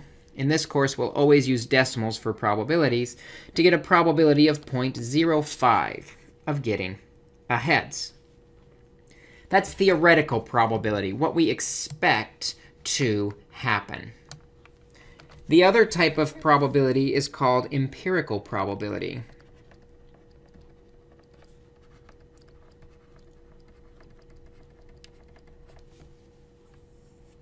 And that is the chance of something happening based on our observations of some experiment. What happened in an experiment?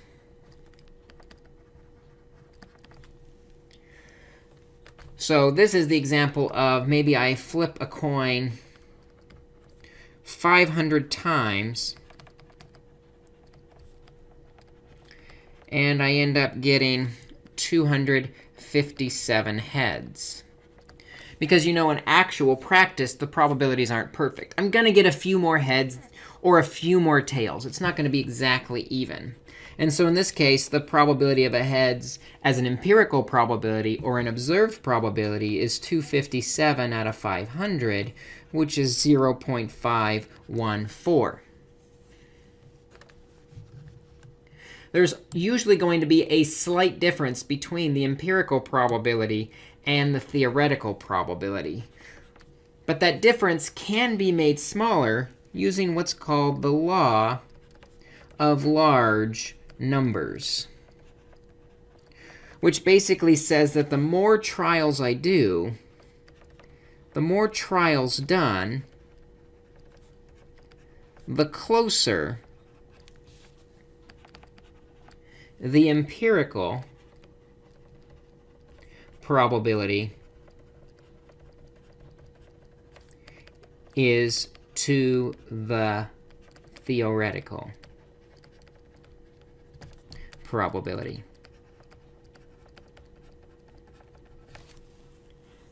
If I were to do 1,000 trials, this would be closer to 50%. If I would do 1,000,000 trials, flipping a coin would get closer to 50%. More trials, the closer they're going to be. Now that's really basic probability, but we do have some specific probability formulas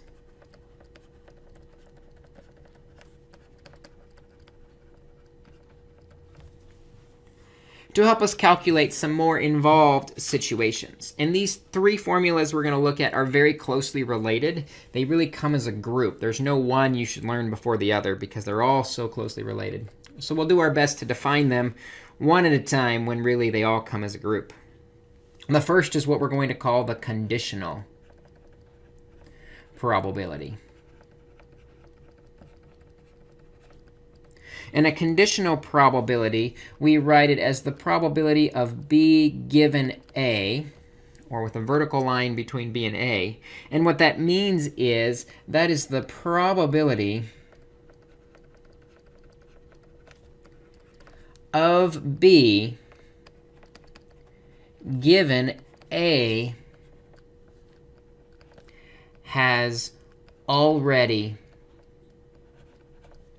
occurred. That's a conditional probability where we have some information, and that's going to change the probability of B. The formula for a conditional probability is the probability of B given A is equal to the probability that both occur, A and B, divided by the probability of the given information. In this case, the probability of A. That conditional probability formula will be very important to us. We'll do an example here in a minute. But let's go on to the second type of probability we need to know. And that is the AND probability. The probability of A and B is the probability that both occur at the same time or together.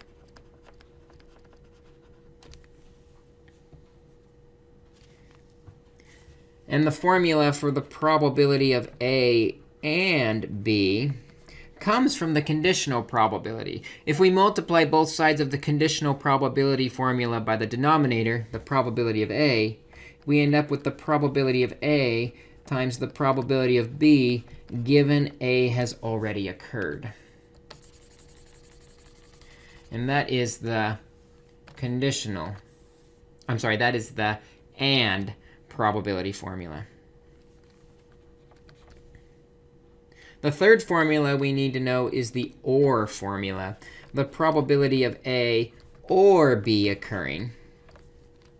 And that is the probability of A occurring, or B occurring, or both occurring. One or the other or both. And the formula for an OR, the probability of A or B, is we're going to add the probabilities together. The probability of A plus the probability of B. The problem is this counts the AND or the overlap twice. It counts it in the probability of A and it counts it in the probability of B. So we have to subtract off the overlap or subtract off the probability of A and B. So it's not double counted. It's only counted once. And that gives us our formula for the OR. Those are our three probability formulas. The conditional probability is the probability of both divided by the given information. The AND probability, with AND, we multiply the probabilities together, given the first one's already occurred. And with an OR probabilities, we add them together, subtracting off the overlap. So let's do an example, number 4. Let's say we have 3 blue cards numbered 1, 2, and 3. And we also have, let's write 3 out as a number since it's starting a sentence. 3 blue cards numbered 1, 2, and 3. And I have 2 yellow cards numbered 1, 2.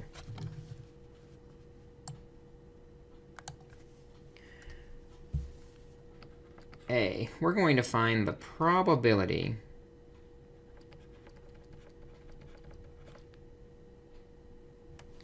actually, let's just write as a probability statement. We're going to find the probability that I get a blue card given the card is even.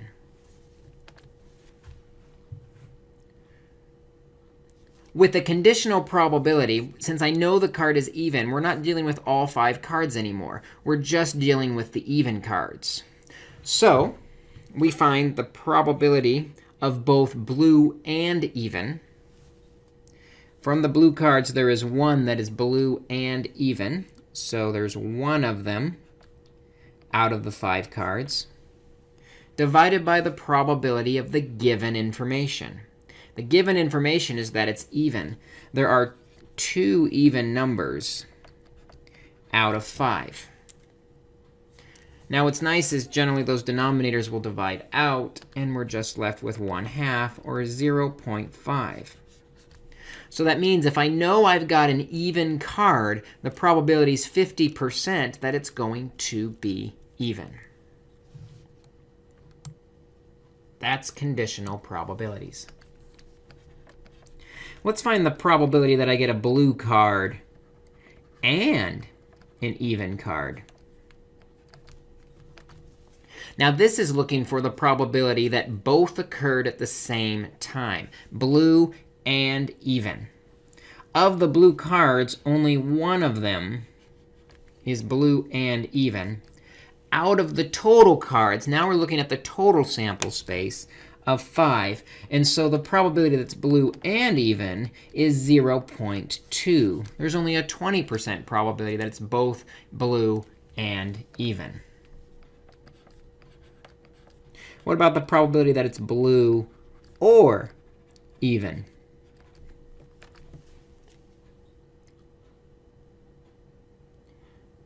For blue or even, now we're looking for how many are blue.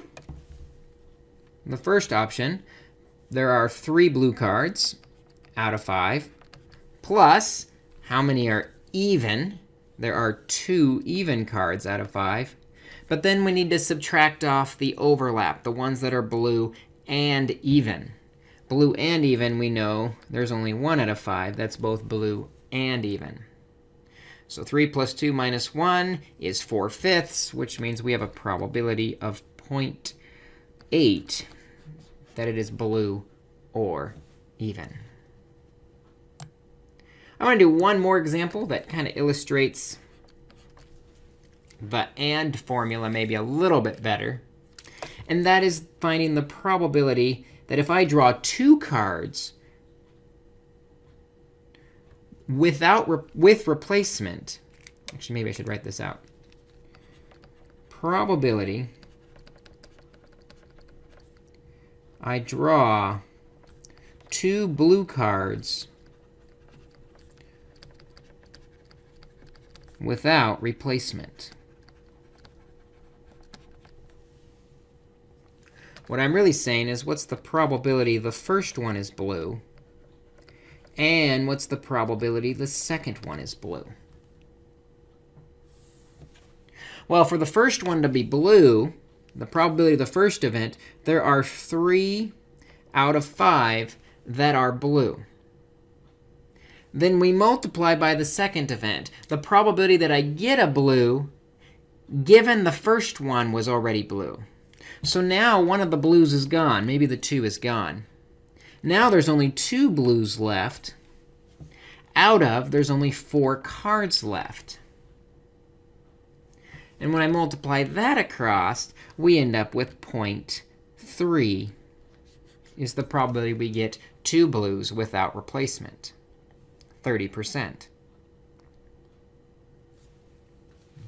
So that's what we're looking for with that AND formula. The second part, the AND, we adjust the probability to assume the first one already occurred. Those are our basic probability formulas, but there are 2 vocabulary concepts that are related to those that I want to make sure we are familiar with. So the first one of those 2 is what are called independent events. When 2 events are independent, what that means is one occurring does not change the probability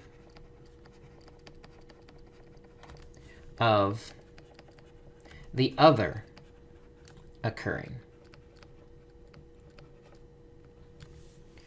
The opposite of this would be dependent events. And if we think about the blue cards that we drew without replacement, the second probability was 2/4. That second probability had changed from the first probability because one occurring changes the other one's chance of occurring. Because there's fewer cards left. There's fewer blues. Now, the way we show things are independent, we can show this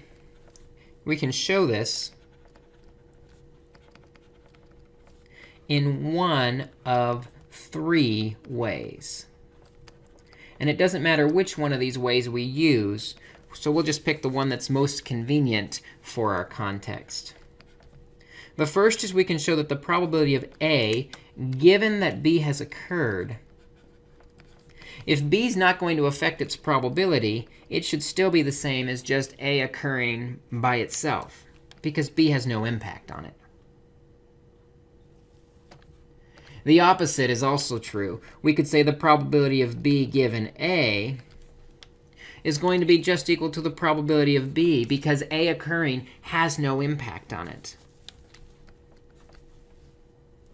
Or the third method we can look at is the probability of A and B. The probability of both of them occurring is equal to just the product of the individual probabilities, because the given part doesn't change. So for example, let's say in a class, 20% of students are left-handed.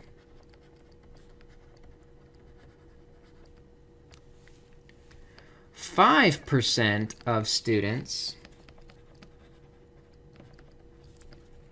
are earning an A in the class. Good job to those 5%. But only 1% of students are left-handed and earning an A.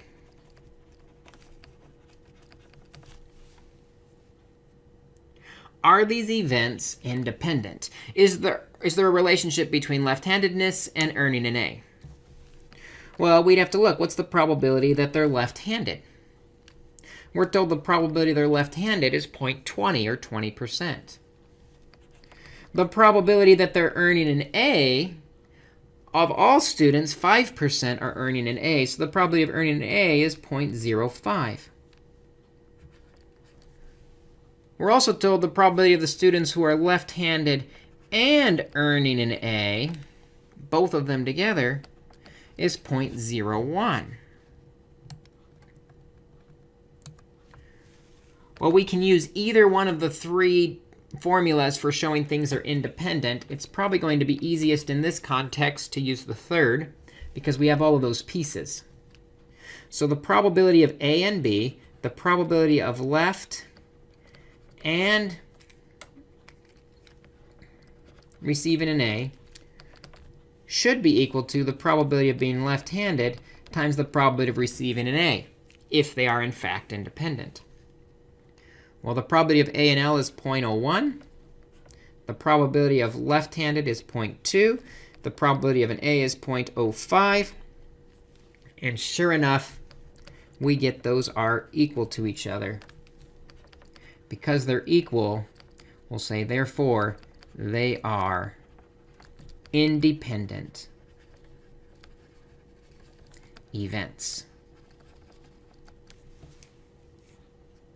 If it wasn't equal, we would say the opposite, or that they're dependent events. So that's the first concept, the idea of independent versus dependent. The second concept that I want to wrap up with today is the idea of mutually exclusive.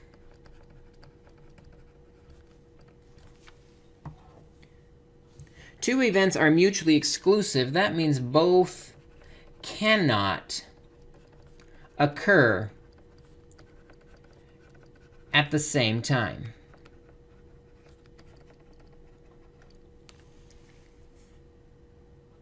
Essentially, what we're saying is the probability of A and B is equal to 0.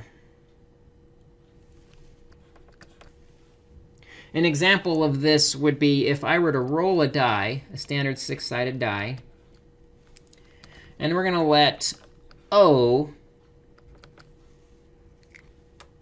actually I'm going to use the letter D because O is a bad letter for math. D is going to represent an odd less than 4. B is going to represent a number bigger than 3. So what you see is D, the odds less than 4 are the numbers 1 and 3. That's kind of the sample space of D. And B, the event B, is everything bigger than 3, which is 4, 5, and 6. These two have nothing in common. You can't both be an odd less than 4 and a number bigger than 3. Because we can't have both together, we say they are mutually exclusive. In other words, the probability that we have an odd less than 4 and a number bigger than 3 is equal to 0. That never happens. So a little vocabulary as we wrap up with mutually exclusive. Both can't occur at the same time. Independent, one occurring does not affect the other occurring. But the big thing that we're looking at today are these probability formulas, conditionals, ands, and ors. Take a look at the homework assignment to practice a few of these. We will try a few more in class and answer any questions you might have then. Now that we're comfortable working with basic probabilities, we're going to look at different ways we can organize our probabilities and information.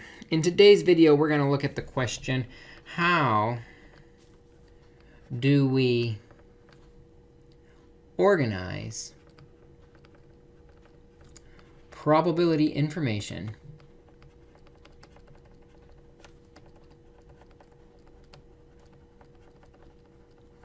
in a table?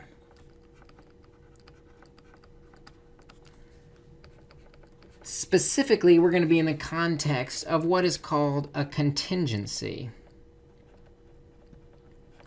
table, which is basically just a table that lists results in relation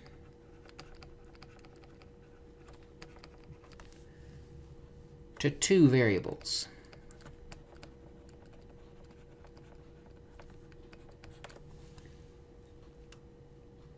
These tables and this information will make calculating probabilities easier. And what makes it easier is quite often we will add a column and row for totals. So for example, let's say we've done a survey and we're comparing whether or not people have speeding tickets in the last year or no speeding tickets in the last year. And we're going to break this up into 3 groups. The first group are going to be our younger drivers, the under 21 drivers. And then we're going to also look at the 21 to 25-year-old drivers. And then we'll also look at the over 25 drivers. And the survey is conducted, and there's 82 under 21s with a ticket, 17 without a ticket in the past year. For the 21 to 25s, there were 39 with a speeding ticket and 27 without. And for the over 25, there's 18 with a speeding ticket and 61 without. Now, with this contingency table, it's going to be helpful that we're going to add an extra row and an extra column if it's not there already. That's going to give us the totals. And these totals are going to make calculating individual probability questions much more efficient. So if we total the under 21, we see we have 99 surveyed. The 21 to 25, total that, we get 66 surveyed. Total the over 25, we get 79 surveyed. Working across the rows, 82 plus 39 plus 18, there's 139 people surveyed who got a speeding ticket in the last year. The no tickets, 17 plus 27 plus 61 is 105. And for the totals, 99 plus 66 plus 79 gives us 244 people total in the survey. And a good way to check that that total's correct is if we add the other combination, 139 plus 105, that should also equal the 244, which it does. And so that, what we have there as that example, is a contingency table. Now we're ready to find some probabilities off this contingency table. For example, if I want to know the probability that someone is 21 to 25, I can see very quickly on my contingency table that there are 66 people in the 21 to 25 range out of a total of 244 people. And so when I divide 66 by 244, we can quickly get our probability of 0.2705. We could also do maybe the probability that someone has no tickets. Very similar. I'd say, well, no tickets, the total there is 105. Out of the grand total, which is 244. And when we divide 105 by 244, we get 0.4305 for our probability. We can also do ands, and we can do ors. We can find, let's combine these together, the probability that someone's 21 through 25 and has no tickets. Well, the 21 to 25 and have no tickets are when both of those occur together at the same time. That's where they overlap. Here in the middle, we have 27 people who are of no tickets, and they're 21 to 25. Out of the total of the whole group is still 244. And so when I divide 27 by 244, we get 0.1107. And we can change that to an or. We can find the probability that someone's 21 to 25 or has no tickets. And if you remember, the or formula says we have to add the individual pieces and then subtract where they overlap. So 21 to 25, there's 66 of them. Plus the no tickets, there's 105 of them. But we have to subtract where they overlap, because these 27 where they overlap have been counted twice in both the column and the row. So when we subtract off the 27 out of the 244, when we do that math on our calculator, we get 0.5902. About a 59% probability they're one of those two. We can even do given probabilities. Let's do the probability that we're in that 21 to 25 range. Let's get rid of these circles we don't need. Given we know the person has no tickets.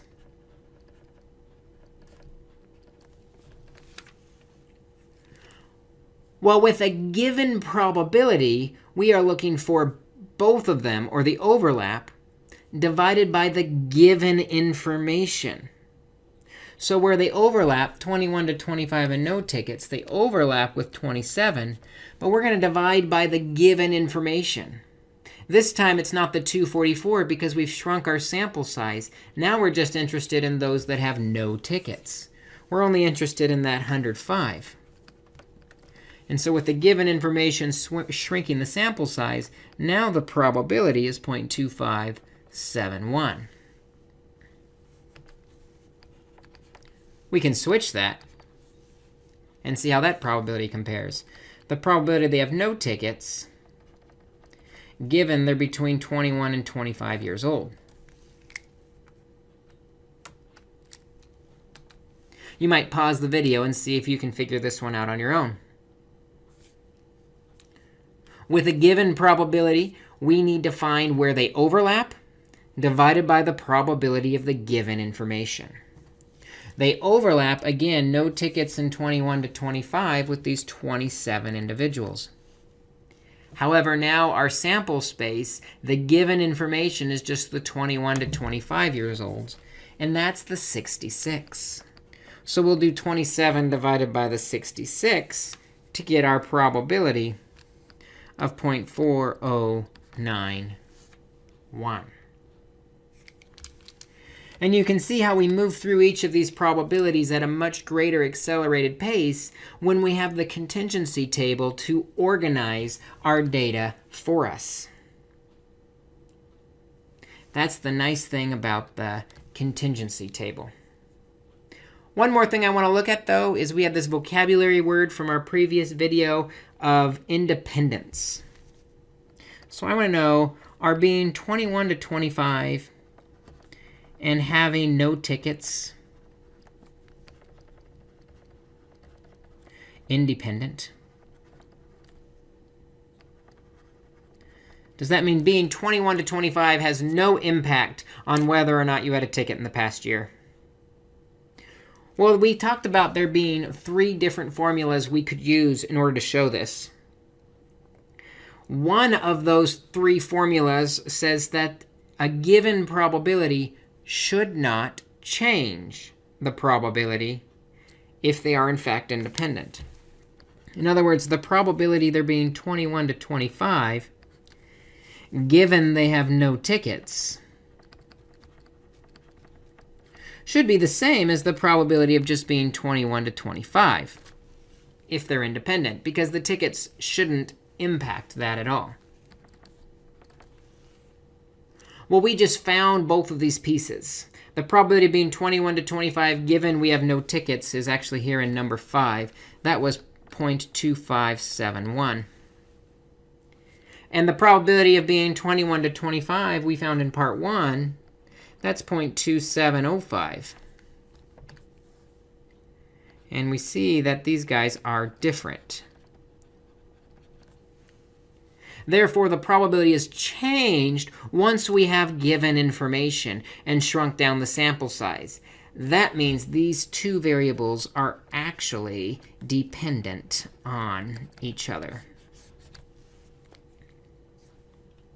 So all we're looking at today is organizing our probability information in a contingency table and taking a look at how that helps facilitate calculating the actual individual probabilities. It also gives us an opportunity to practice more with and, or, and the given probabilities. So take a look at these on the homework assignment. Come to class ready to discuss them and work with these contingency tables a little bit more. Today, we're going to continue our work with representing probabilities visually using what are called tree diagrams, and we'll also take a look at Bayes' theorem.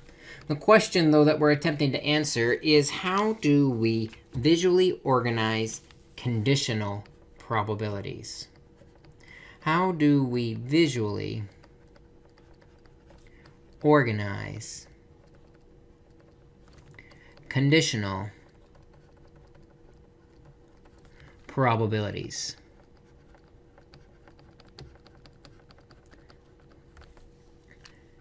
And really, the best way to organize a conditional probability is using what is called a tree diagram. And a tree diagram basically has a branch for each outcome.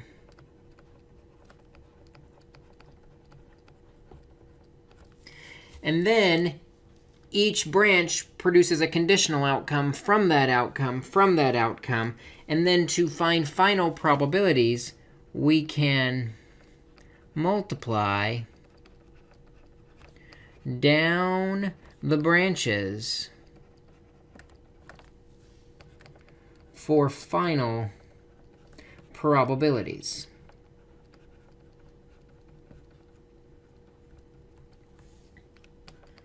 For example, let's say we have an urn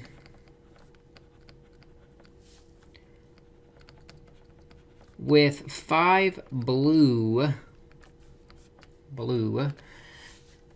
and 3 green marbles. And you will draw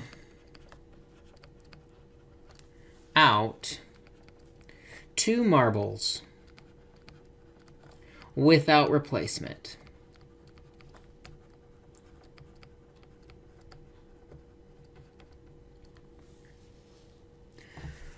We are being asked to make a tree diagram to model the possible outcomes and probabilities.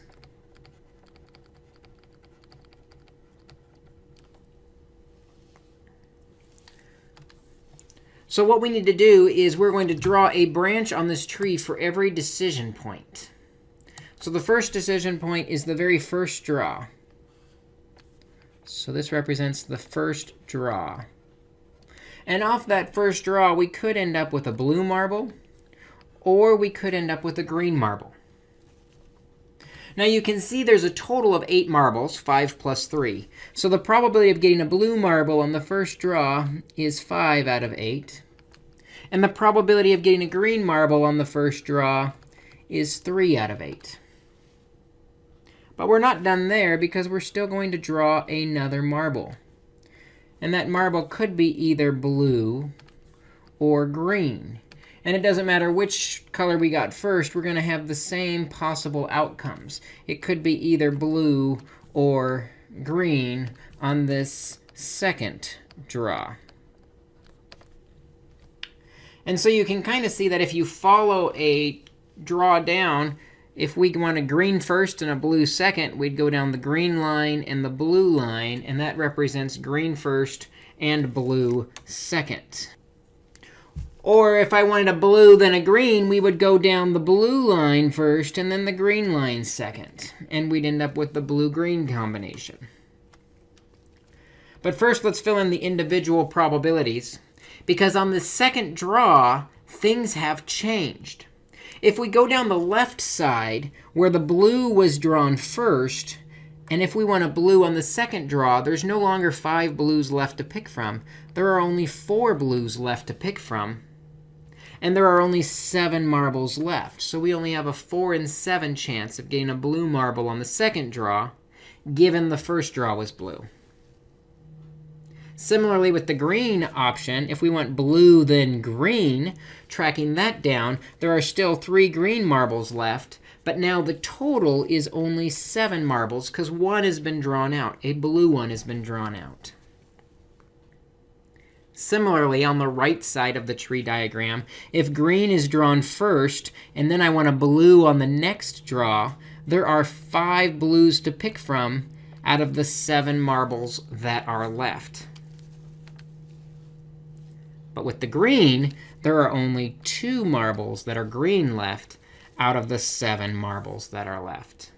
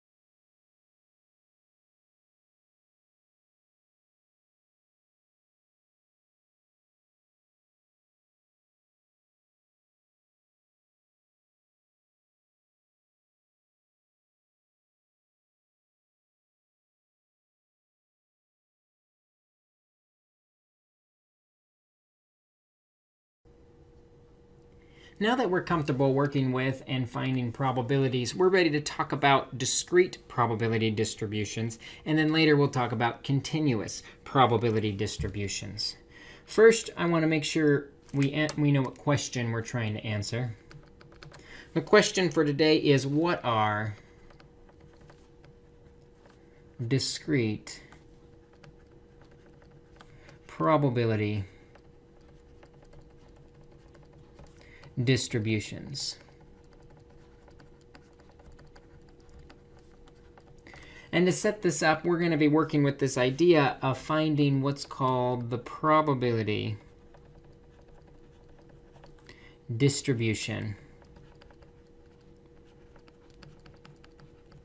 function. Often this is just abbreviated as PDF, the probability distribution function. And these probability distribution functions have two key characteristics.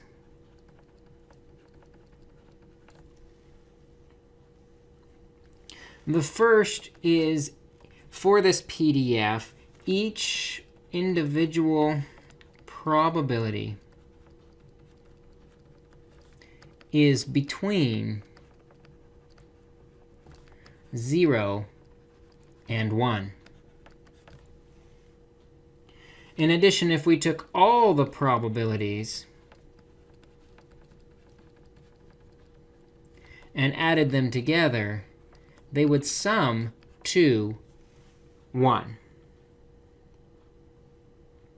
Now, often we'll organize these probability distribution functions by what we call random variables. And a random variable just describes the outcomes of an experiment.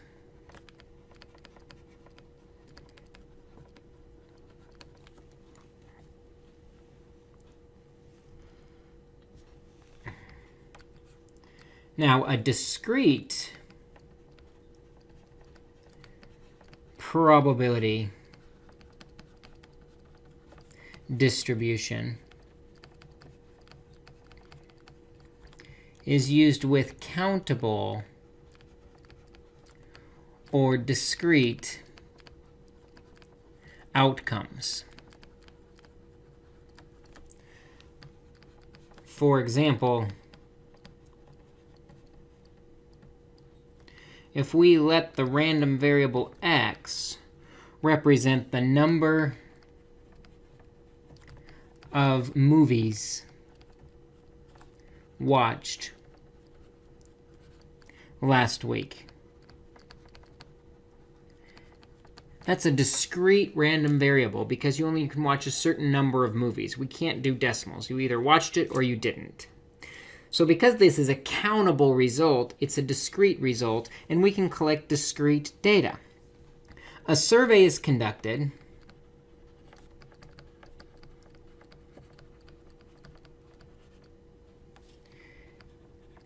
and it is found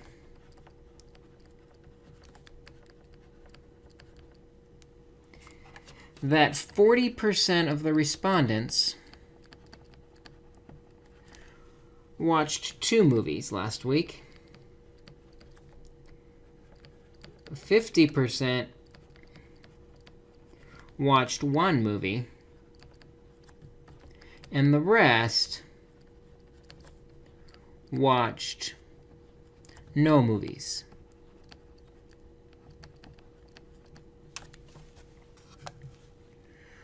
We can summarize the PDF, or the probability distribution function, in a table. And in this table, all we have to do is list the possible results. I spelled countable wrong. Forgot the T in countable. Sorry about that. All we have to do is list the possible results and their associated probabilities. So x is the random variable. People watched either 0, 1, or 2 videos. And then we'll make a column representing the probability that x occurred. We're told that 40% watched 2 movies, so the probability is 0.4. 50% watched 1 movie. The probability is 0.5. We're not told what percent watched no movies, but if we add what we have together, we see we've covered 90% of the respondents. So there's only 10% left to make it equal 100%, and that must be the 0. And this becomes our probability distribution table. Now, what's nice about being able to organize all the countable possibilities is it allows us to consider the expected value, which is also called the mean, and the standard deviation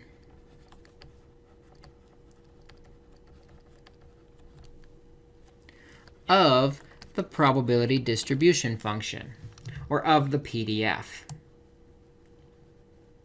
And the formulas for finding these expected values and standard deviations are very similar to the formulas we had for means and standard deviations from Chapter 1,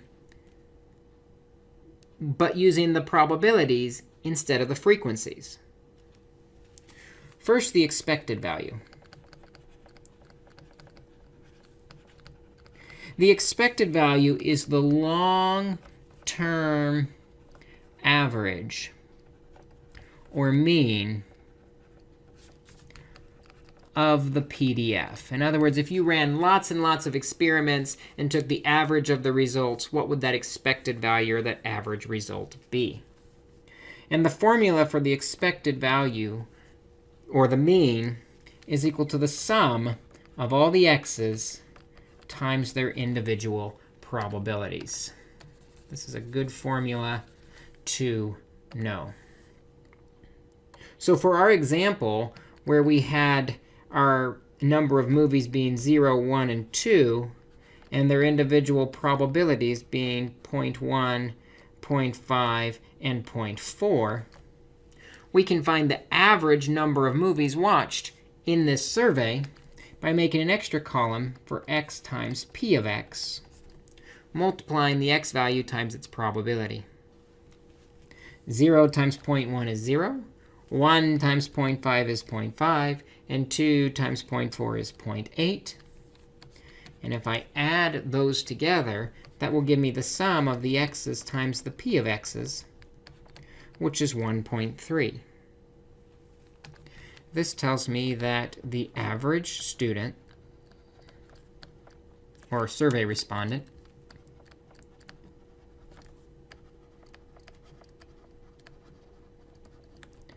watched 1.3 videos last week.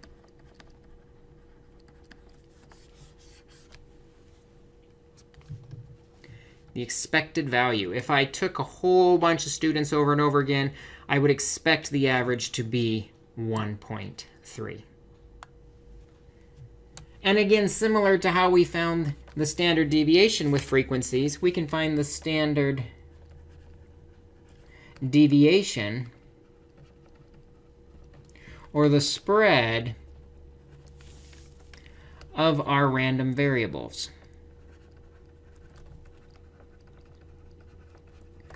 Using the formula that sigma, the standard deviation, is equal to the square root of the sum of the difference between the mean and the value squared times the probability of the values.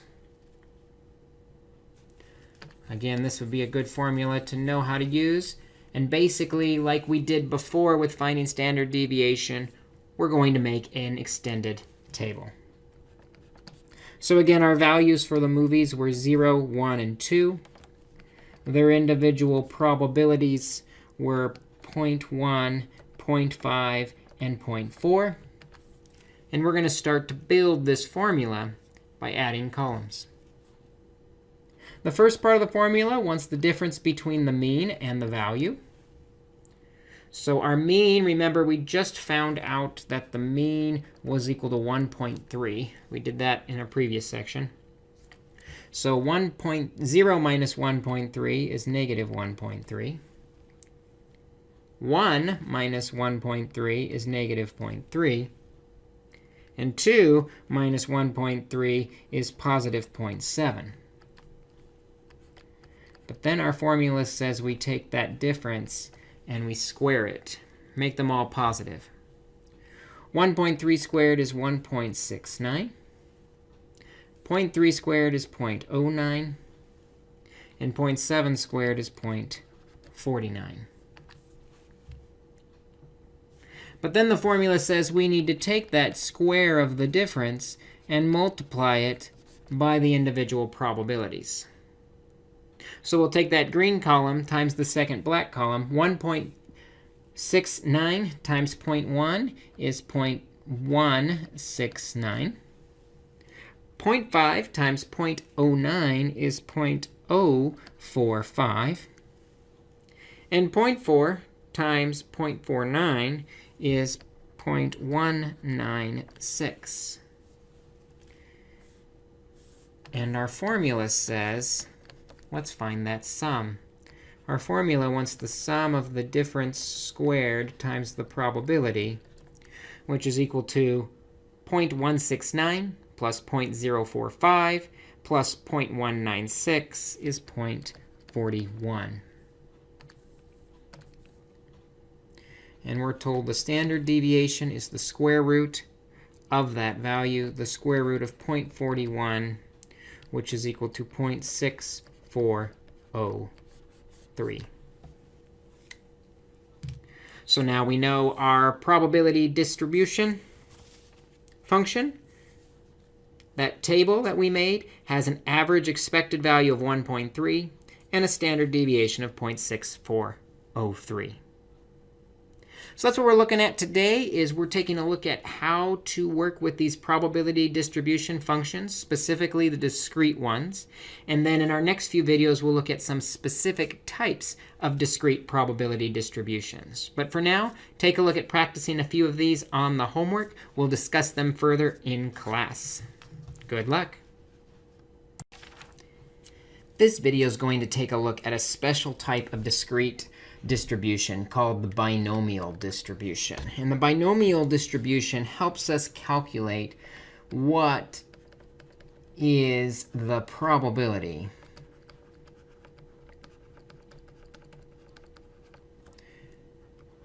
of x successes out of n trials. In other words, I'm going to conduct a survey, and maybe I want to see how many people support a particular political candidate. I want to know what's the probability that 100 out of 200 of them, or 50%, support my candidate. That is what we call a binomial distribution.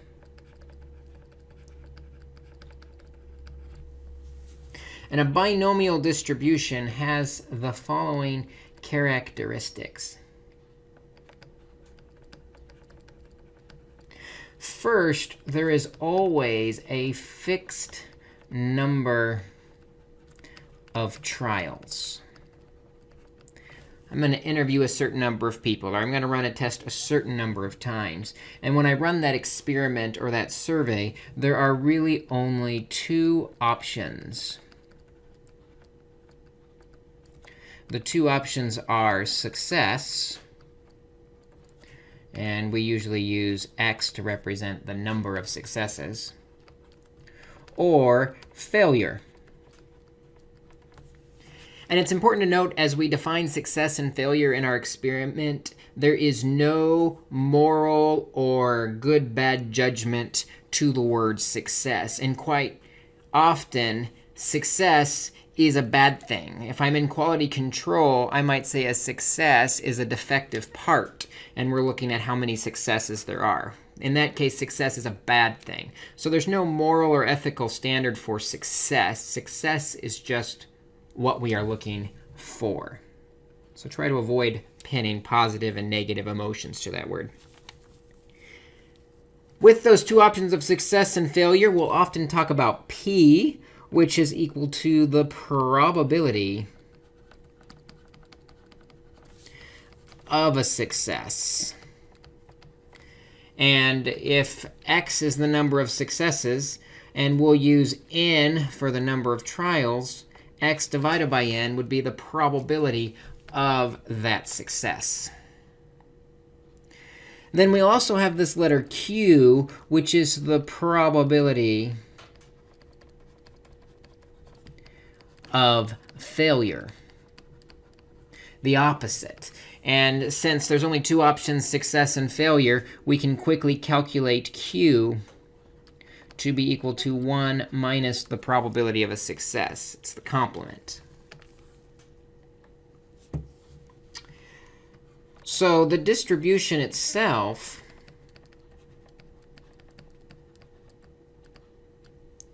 the distribution for the binomial is, we're going to say that x tilde, or the little squiggly line,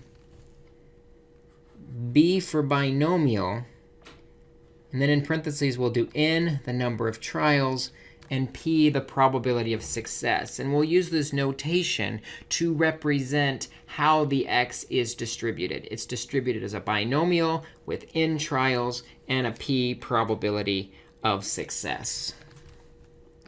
And if we are in the context of the binomial, we have some shortcuts to help us calculate things like the expected value. The expected value, or the mean of the distribution, is simply going to be the number of trials times the probability of success. And that seems to make sense. If I have 30 trials and a 10% chance of success, I would expect to be successful 10% of 30, or 3 times. We can also use a shortcut formula for the standard deviation of the binomial. And the standard deviation, or sigma, is equal to the square root of npq. Now, we could go through the formulas for mean and standard deviation like we did with just the generic discrete probability distributions. It just gives us the same answer, so we might as well use this nice little shortcut. And actually, before we move on, let's go ahead and highlight these 3 pieces, because these 3 pieces are foundational to doing our binomial distribution. Let's look at using the binomial distribution.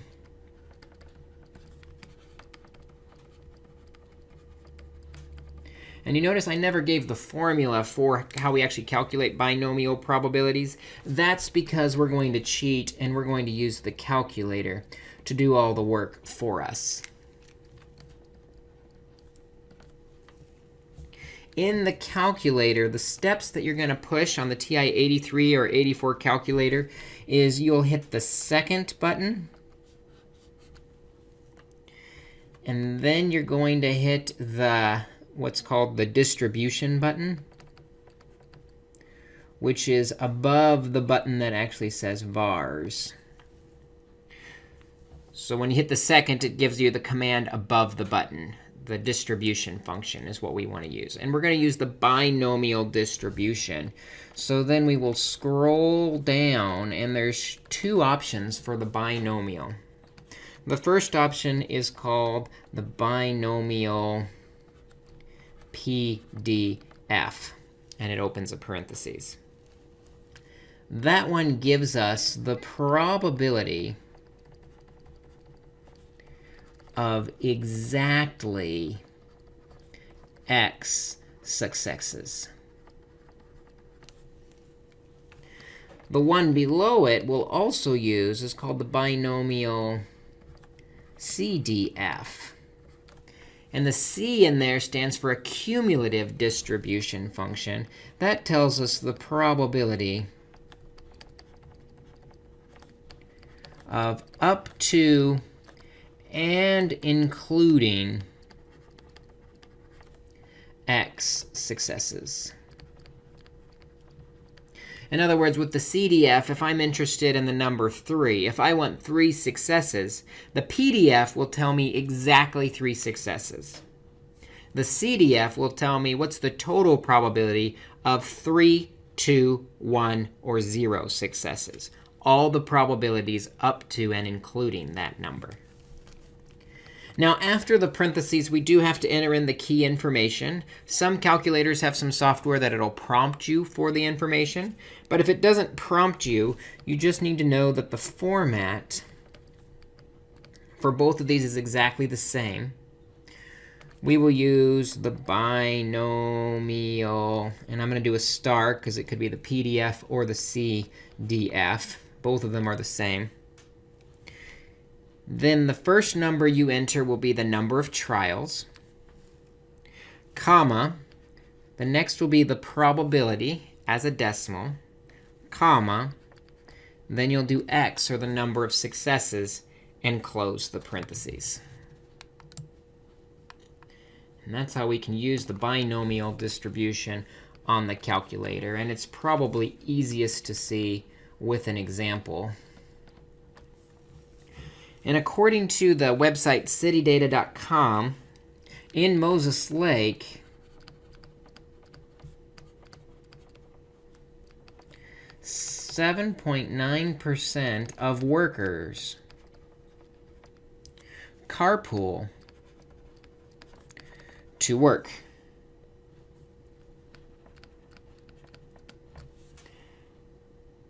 You're going to go out and you're going to conduct a sample of 41 workers.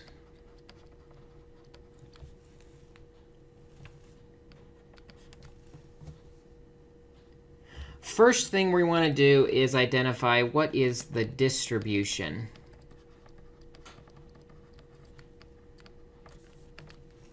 For this situation. The distribution of our x, or our random variable, is going to be randomly distributed as a binomial. So we'll do a b, because we're looking at the number of successes out of these 41 trials. The first number is the number of trials, 41 trials. The second number is the probability of success, which is 0.079. We do need to change that percentage into a decimal. So of our 41 workers, how many would you expect to carpool to work? Well, when we're looking at how many would we expect, we're talking about the expected value, or the mean. The mean, we said, is equal to the number times the probability, or the 41 people you surveyed times the probability of 0.079. That gives us an expected value of 3.239 workers. So maybe you'd round that down to 3 workers. You'd expect about 3, maybe 4 out of your 41 workers to carpool to work.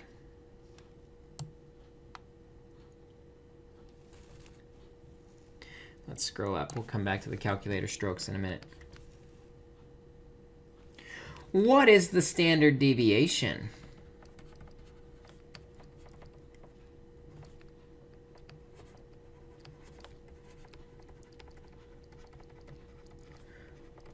Of our population? Well, we have our formula for the standard deviation. It's the square root of NPQ.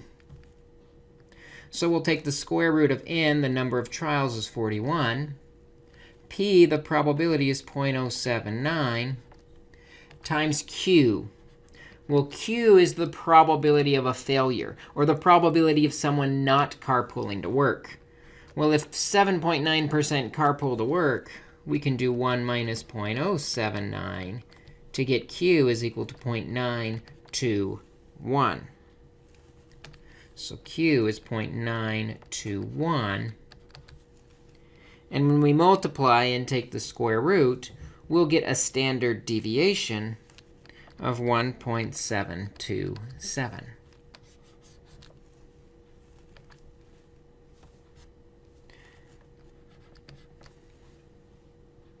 But we still haven't calculated any probabilities. So let's do 2 or 3 of these. Let's say, what is the probability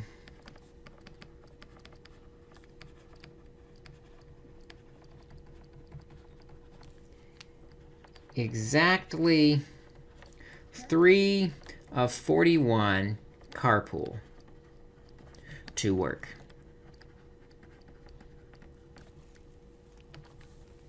In other words, what's the probability that our x, our number of successes, is exactly equal to 3? Well, because I'm looking for a specific exact number, that is going to be the PDF on our calculator. So on our calculator, we're going to do the binomial PDF. And then we do the number of trials, the probability of 0.079, comma, the number of successes we want, which is 3. Let's go to the calculator and do that. On my calculator, we said the way we got the binomial PDF is we hit the second button, and then above vars, you see the word distribution. Now, the binomial PDF is near the bottom, so you can scroll down a bunch, or if you scroll up once, it'll take you to the bottom. And you see options A and B are the binomial PDF and the binomial CDF. I'll hit enter on the PDF. Now, mine gives me the prompts, so I just have to enter in the number of trials, 41, P, the probability of 0.079, the x value, the number of successes I want, which is 3, and then I can select paste. And what that'll do is it'll automatically type in the 41, 0.079, 3 for me. If you don't have those prompts, you can just type those numbers in with commas in between them. The comma's right above the number 7. And when I hit enter, it's going to give me the probability that I get exactly 3 successes. The probability is 0.2304.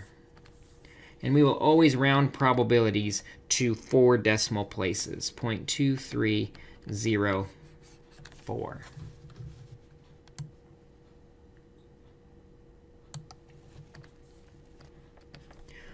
What is the probability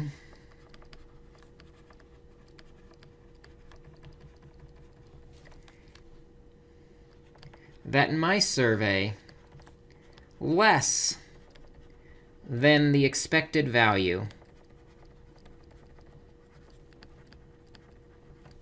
carpool to work?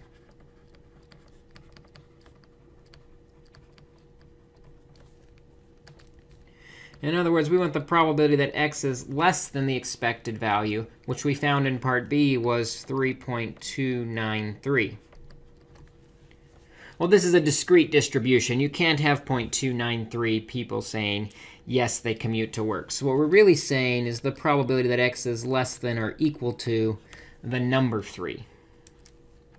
And it's important to identify what it's equal to, less than or equal to, not just less than. Because in the CDF, when we do the cumulative distribution, we need to know what number to start at. So now we're going to do the binomial CDF cumulative distribution, which is going to add from 0 all the way up to 3. Starting with 41 is the sample size, 0.079 is the probability, and we're going all the way up to 3. We'll hit second distribution to the bottom, but this time selecting the binomial CDF. I have 41 trials, 0.079 is my probability, and my x value is 3. And when I hit paste, it's going to put those numbers in for me. Again, if you don't have the prompts, just put those numbers in separated by a comma. And when I hit enter, it's going to tell me the sum total of all the probabilities of 0, 1, 2, or 3. There is a 59.17, or a 0.5917 probability that if I ask 41 people, I will get 3 or fewer carpoolers as they commute to work. Let's do one last example as we wrap this video up. We want to know, what is the probability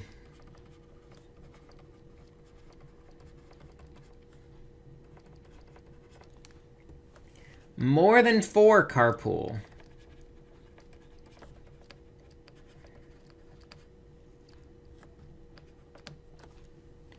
So now I'm asking for the probability that x is greater than 4. The problem is the CDF counts down. So this would be a lot of work to do to find them individually. The probability of 5 plus the probability of 6 plus the probability of 7 all the way up to the probability of 41. That is a lot of work. Instead, what we're going to do is we're going to use the complement. We're going to find out the probability that we're not talking about and subtract that probability from 1. 1 minus the probability that x is now less than or equal to.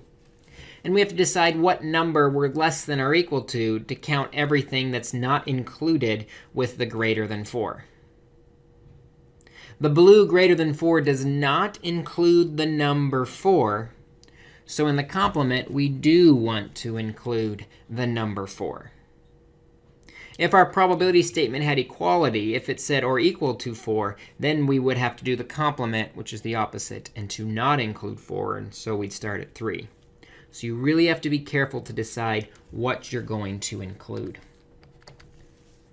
So now on my calculator, we're going to do 1 minus. We want less than or equal to 4. That's the binomial CDF, cumulative distribution function, so it goes up to. With the 41.079 probability, we're going to go up to and include the number 4. 1 minus second distribution up to the binomial CDF. We still have 41 trials. We still have 0.079, but now we want the x value to be 4. Paste.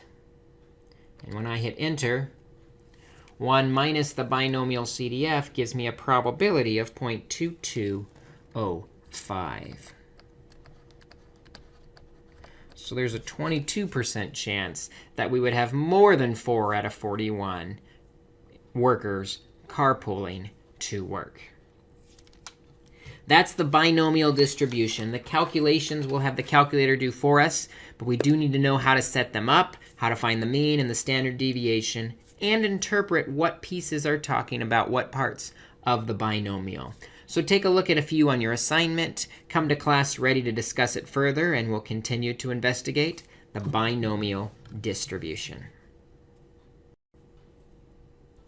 A second type of distribution that we can work with is called the Poisson distribution. It's named after a mathematician named Poisson. But the question that the Poisson distribution attempts to ask is very similar to the binomial. The binomial wanted to know the probability of x successes in n trials. Poisson also wants to know what is the probability of x successes. But instead of in a certain number of trials, it wants to know in a certain amount of time. In other words, we'll say some event happens on average 3 times an hour. What's the probability this hour it's going to happen 5 times? And to answer that question, we use the Poisson distribution. And some characteristics of the Poisson distribution is that we are interested in some number of successes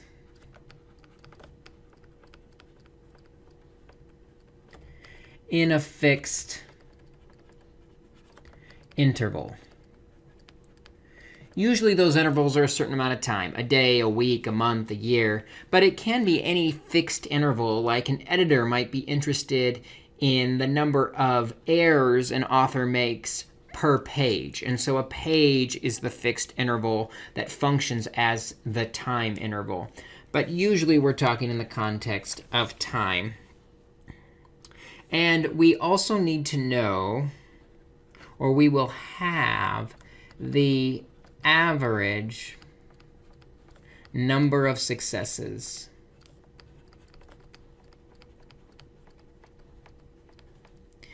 in that interval.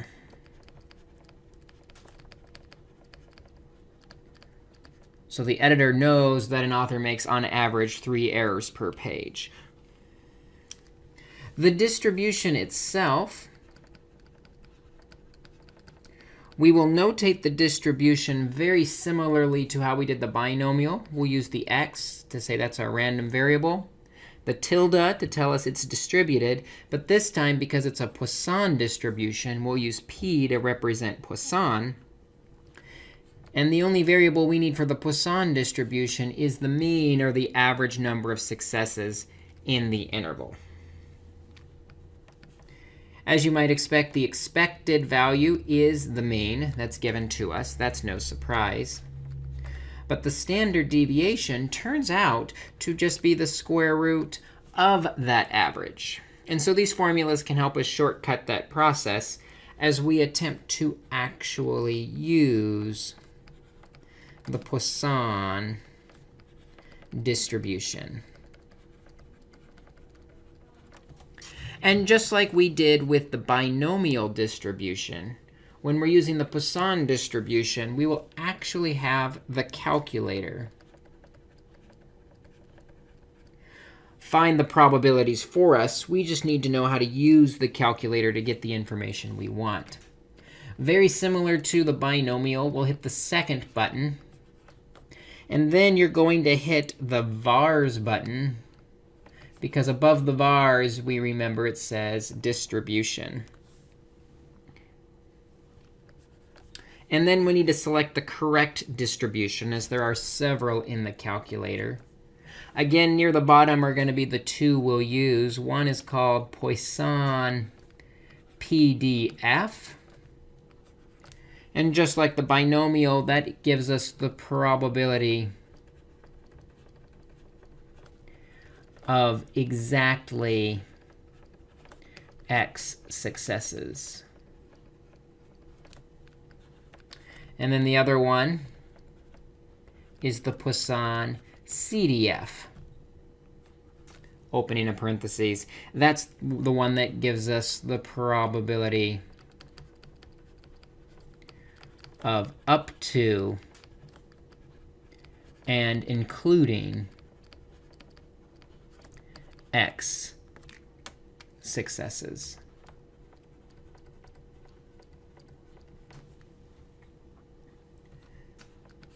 And again, similar to the binomial, the format we will use, if you don't have the prompts on your calculator, will be the Poisson, either C or P, they both work the same, DF. And then the first number you'll enter in is actually the average, or the mean, over that time interval. The second number is the x value that you're interested in finding. So let's see if we can use the Poisson distribution in an example.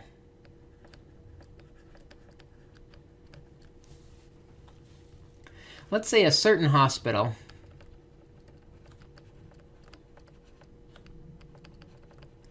baby unit has an average of 4 births per week.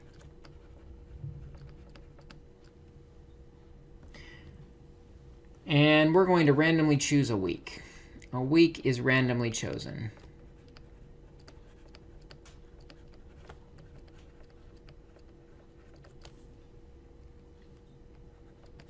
First things first, let's describe the distribution.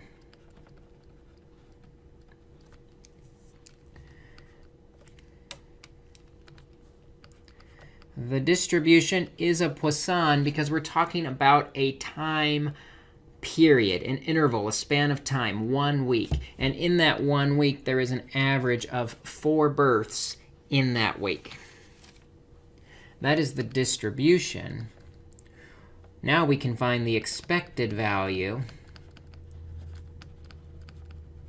and standard deviation of the number of births the hospital has per week. Well, the expected value, that's just mu, or the average, which is given to us. The expected value is 4. The standard deviation, or sigma, is the square root of the average, and the square root of 4 is 2. So average of 4 births with a standard deviation of 2 births is what we would expect to happen on any given week in the baby unit of the hospital. So let's find some probabilities and see how likely various things are to occur. I'm always interested in how often the average occurs. So what is the probability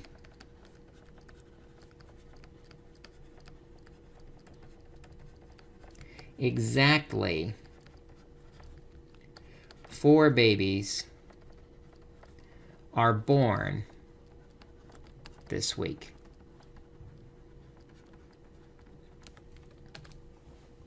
What we're asking is, what is the probability that our random variable x is exactly equal to 4? Now, because I want my probability to be exactly equal to 4, what I'm interested in finding is the PDF for the Poisson exactly equal to 4 in that time interval. So we will do the Poisson PDF, probability distribution function. The first number is the average of 4. The second number says we want exactly 4 to occur. So let's see what the calculator says when we pull it up. Very similar to the binomial, we'll hit second and distributions. Scroll down to the bottom, and below the binomial, you'll see the Poisson distributions. The Poisson's PDF. And the calculator, if it gives you props, will ask for lambda. That's the Greek letter lambda is the average. So for lambda, the average we say is 4. The x value we're interested in is 4.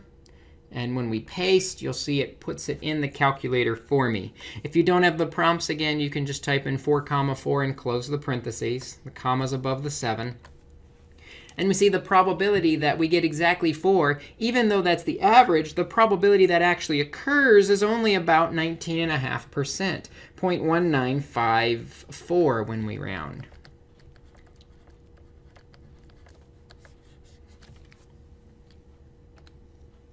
So that might beg the question, what is the probability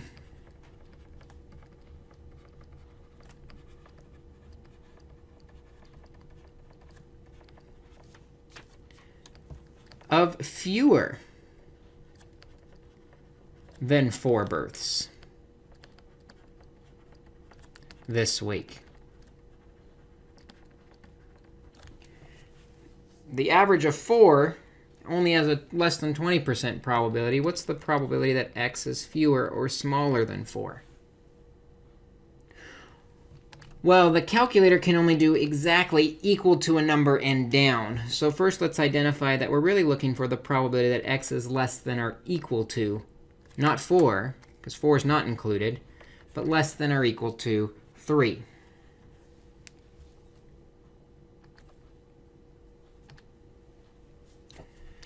Because we want to be less than or equal to 3, counting all the possibilities up to 3, 0 plus 1 plus 2 plus 3, that's going to be our CDF, or our cumulative distribution that adds up all the values up to that point. The Poisson CDF, which has an average of 4, but we want to know up to the number 3. So we go to our calculator and hit second, distribution, Down to the bottom, you see Poisson CDF. The mean is 4. We want to go up to 3. And when we paste, types the numbers in, or you can type them in manually if you don't have the prompts. The probability that we get less than 4 is 0.4335. So there's a 43% chance we're actually less than the average number of births.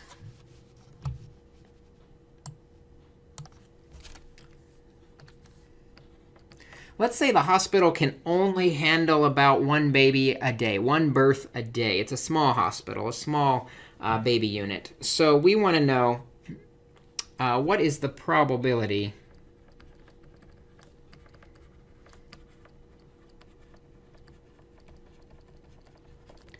seven or more births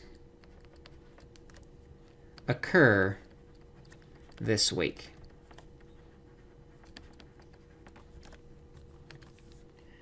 What is the probability that x is greater than or equal to, because it includes 7, it said 7 or more, births this week? Now, the thing about the Poisson distribution is there's not actually any maximum. In theory, there could be 1,000 births this week at this hospital. It could go up that high. Now, if the average is 4, the probability is basically 0, but it could potentially happen.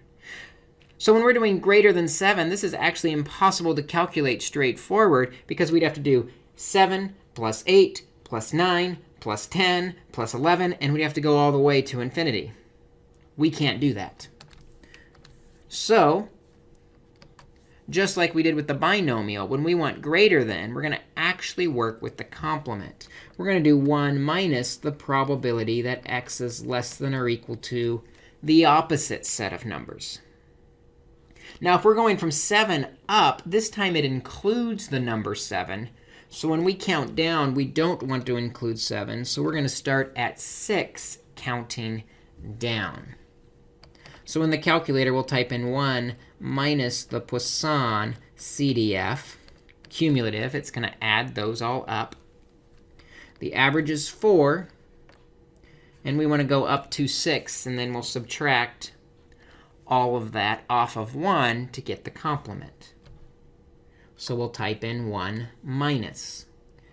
Second distribution up to Poisson CDF. The average is still 4, but this time we're going up to 6. And when I paste it in, and we do 1 minus that value, we get a probability of 0.1107. 0.1107. And so if they're not ready for 7 or more births this week, that's going to happen 11% of the time. They might need to expand their baby unit in the hospital. So that's the Poisson distribution. Very, very similar to the binomial. The difference is now we're talking about the number of successes in a fixed interval, usually a time interval. So take a look at the homework assignment to practice a few of these. And then when you come to class, we'll continue working with Poisson and that distribution. We've spent several days discussing how to find probabilities of discrete distributions where the results are countable. But probabilities with continuous distributions become a little bit more interesting. That's going to be the question we look at, is how do we find probabilities of continuous distributions?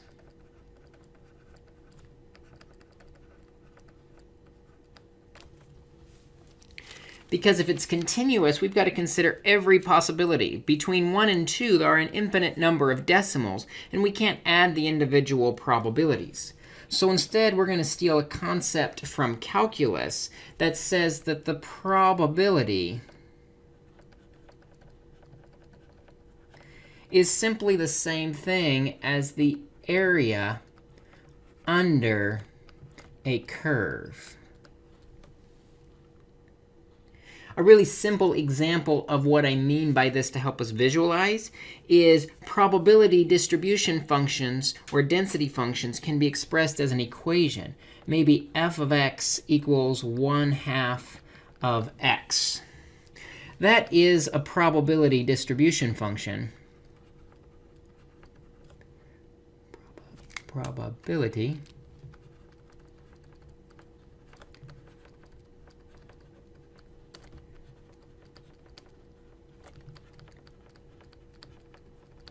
with results that are possible from 0 to 2.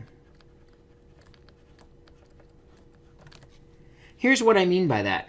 If we were to graph f of x equals 1/2 of x, we would know that has a y-intercept of 0 and a slope of rise 1, run 2. And so this line going from 0 to 2 represents the probability distribution function, or the density function. And the probabilities are just going to be the area underneath that line. Remember that if we take the probability of all of our possibilities, they have to add up to 1. Well, if I were to calculate the area of this triangle, as it turns out to be, we know areas for triangle is 1/2 times the base times the height. Well, the base is 2 wide, and the height is 1 high. So 1/2 times 2 times 1 equals 1.00. The total area of this triangle is 1.0, just like the total probability of all the possible outcomes is 1.00. So now we could find the probability that maybe our random variable x is less than 1. What we're really looking for is 1's here in the middle. If I were to shade the area less than 1 on this triangle, we end up with this smaller triangle on the left side here. Well, the probability that it's less than 1 is the area under the curve that is less than 1, which is still a triangle. So the probability is the triangle area, 1/2 times the base. Well, the base is 1 long. Times the height. And if I were to draw this to scale, you'd see the height was exactly 0.05. And so 1/2 times 1 times 0.05, we'd end up with an area of 0.25, meaning there's a 25% probability that I'm between 0 and 1 on this triangle. Now, this f of x equals 1/2 x probability density function, I made it up. It's fake. It doesn't model anything. But it does show us kind of how this idea works, that probability is the area under the curve. The curve can be any shape, as long as the total area under it is 1. Because that's the total probability that is equal to 1. So rather than dealing with a fake triangle, let's deal with a real probability density function. One that we do use is called the uniform distribution. And the uniform distribution is a distribution where all outcomes are equally likely. I could get any number with basically equal probability. The distribution itself has a special notation, just like the Poisson and the binomial did. When we have a uniform distribution, we will say x tilde, or x is uniformly distributed, u, between a and b, where a is the low number and b is the high number. So if we're going anywhere from 5 to 10 with equal probability, the numbers a and b would be 5 and 10. Now, the curve that we want to be underneath for the uniform is f of x equals the reciprocal of the difference, or 1 over b minus a. And when we do that, what we'll end up with is a rectangle that goes from a to b, where they're all equally likely to occur. And that height on that line is how likely it's to occur, that 1 over b minus a. If I were to find the area of this rectangle, because it's a rectangle, area is base times height. So the area is the base. The distance between the two, we have to subtract them, is b minus a. And the height, that's the green height that we just calculated, is 1 over b minus a. And those b minus a's divide out. So the total area is 1.0. So the curve, the height of the rectangle for a uniform distribution, is the reciprocal of the difference, 1 over b minus a. Now, just like the discrete distributions, we can find the mean, or the expected value. And the formula for that with the uniform is just a plus b divided by 2, or the average of the extremes. That's going to stick us right in the middle to find the mean. Turns out the standard deviation is equal to the square root of b minus a squared divided by 12. And it's always divided by 12 regardless of the numbers. It just works out that way. So let's try an example of this and see if we can see this uniform distribution work out.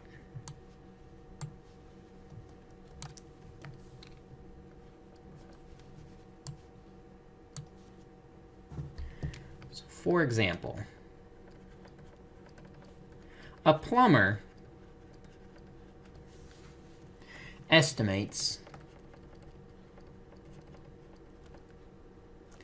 that service calls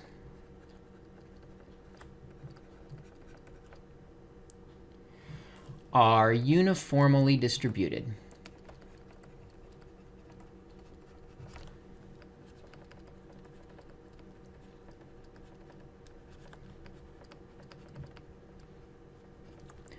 Between half an hour, or 0.5 hours, and 8 hours.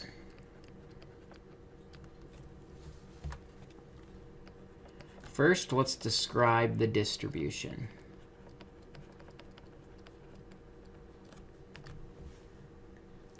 We said our random variable x was going to be distributed uniformly. The smallest number possible is 0.5. The largest number possible is 8. So our distribution is x tilde u 0.5, 8. We can easily then calculate the mean, or expected value, and standard deviation using the formulas from the uniform distribution. The mean is the average, 0.5 plus 8 divided by 2, which is 8.5 divided by 2, which is 4.25 hours. So this plumber's average service call is about 4¼ hours, 4 hours, 15 minutes.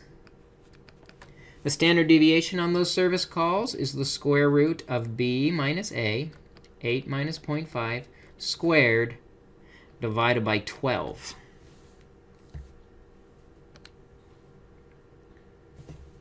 When we put that into our calculator, we should end up with a standard deviation of 2.165 hours. So now that we know his average call and or service call and standard deviation, let's actually calculate some probabilities. And what you'll find with calculating probabilities on continuous distributions, it's always easier to draw a picture of the situation. So if we want to find the probability a call takes less than 3 hours,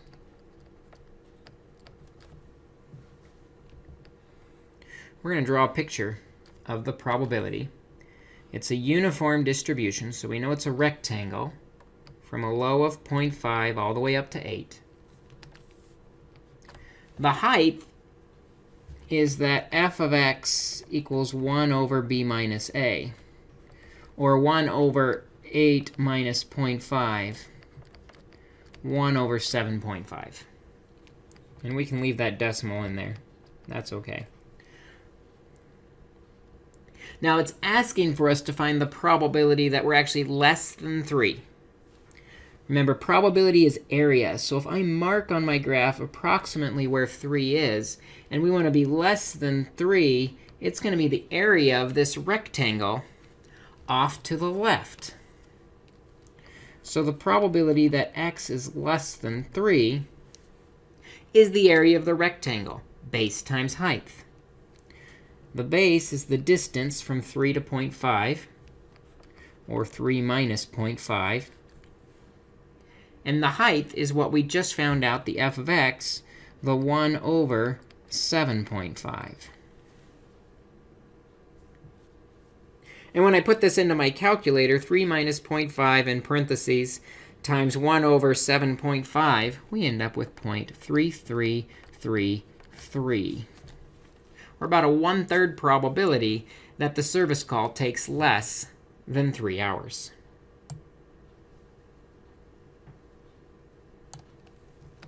Let's try another example. Let's find the probability a call takes between 2 and 4 hours. Again, probabilities are always easier if you draw a picture.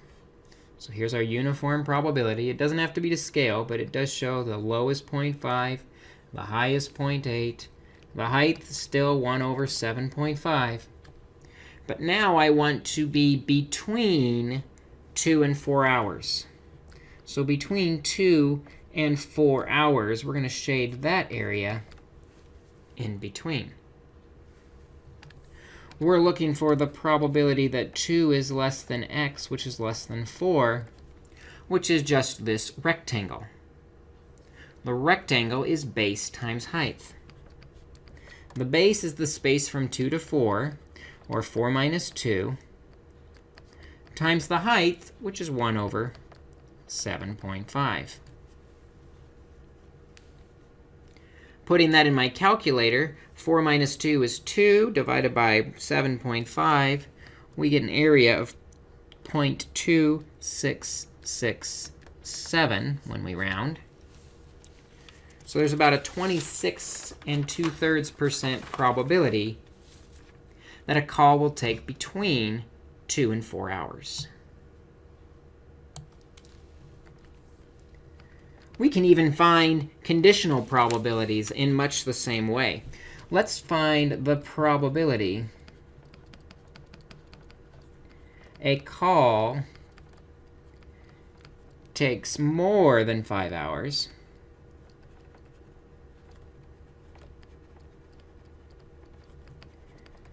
given it was less than 7 hours.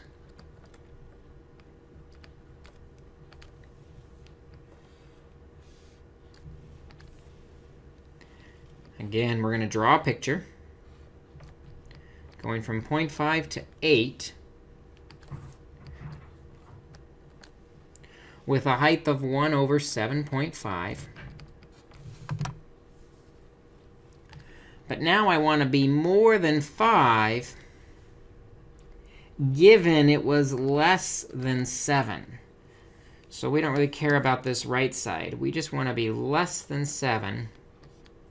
And we want to know what's the probability that I'm more than 5 given that I'm less than 7. The probability that x is more than 5 given x is less than 7.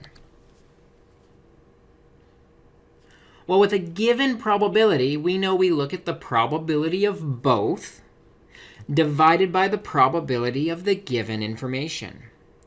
So the probability of both would be between 5 and 7. So between 5 and 7 has a base of 7 minus 5 times a height of 1 over 7.5. That's the both, and then we divide by the probability of the given information. The given information is that we're less than 7. So that probability's got a base going all the way down of 7 minus 0.5 times a height of 1 over 7.5. Which is kind of nice. As often occurs with given probabilities, part of it will divide out. And so we're left with 7 minus 5 is 2 over 7 minus 0.5 is 6.5. And 2 divided by 6.5 is 0.3077. So there's just over a 30% probability the call took more than 5 hours, given we knew it was less than 7 hours.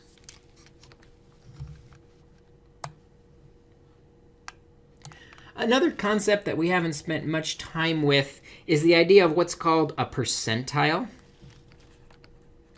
A percentile is the value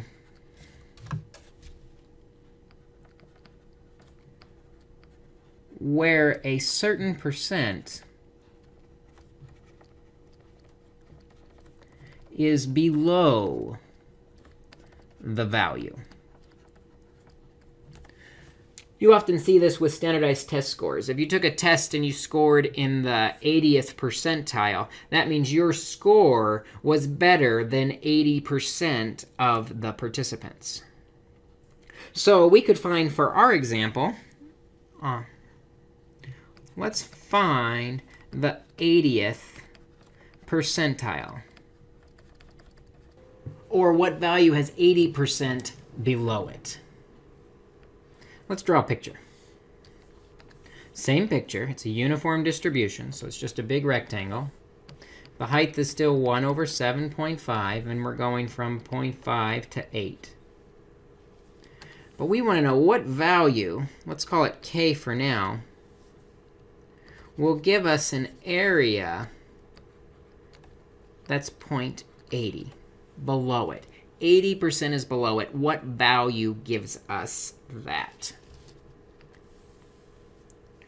Well, to get there, we're going to use our area formula. The fact that we know that area of a rectangle is base times height.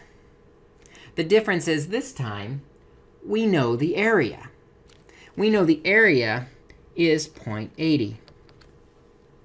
The base is the distance from k down to 0.5.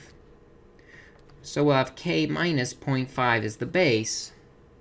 And the height we know is 1 over 7.5. All we really need to do now is solve this equation for k, and that solution will be our 80th percentile, the value that has 80% of service calls below it. First, we can get rid of the fraction by multiplying both sides of the equation by 7.5. That's going to give us 6 equals k minus 0.5. Add 0.5 to both sides, and k is equal to 6.5. This means that 80% of service calls are less than 6.5 hours. That's what it means to be the 80th percentile. Now, as we wrap up, there's one more example I want to show you. It's kind of a special case, and it seems counterintuitive. We want to find what is the probability a call takes exactly 5 hours. And the key word here is exactly, because that means something very specific in probability. It doesn't mean between 5 hours and 5 hours, 0 minutes, and 1 second. It means at the exact moment of 5 hours. Let's draw a picture to represent the exact moment of 5 hours. Going from 0.5 to 8, and a height of 1 over 7.5. The exact moment of 5 hours occurs somewhere in the middle. Well, the probability that x equals exactly 5 is going to be whatever the base is times the height. The problem is the base of that rectangle, since it's just a line right at 5 hours with no width, the base goes from 5 to 5 with the height of 1 over 7.5. But 5 minus 5 is 0. And anything times 0 is 0. The probability that anything happens at exactly a specific moment in a continuous distribution is always equal to 0.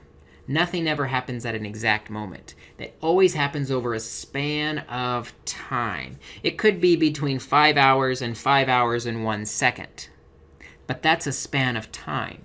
At exactly a specific number, that will never occur in a continuous distribution. Seems like a paradox, but it's the way it works out. We're focusing, though, today on finding probabilities off the uniform distribution, and this idea with continuous distributions that probability is area under the curve. So take a look at the assignment to practice a few of these, and we will see you in class to continue working with the uniform distribution.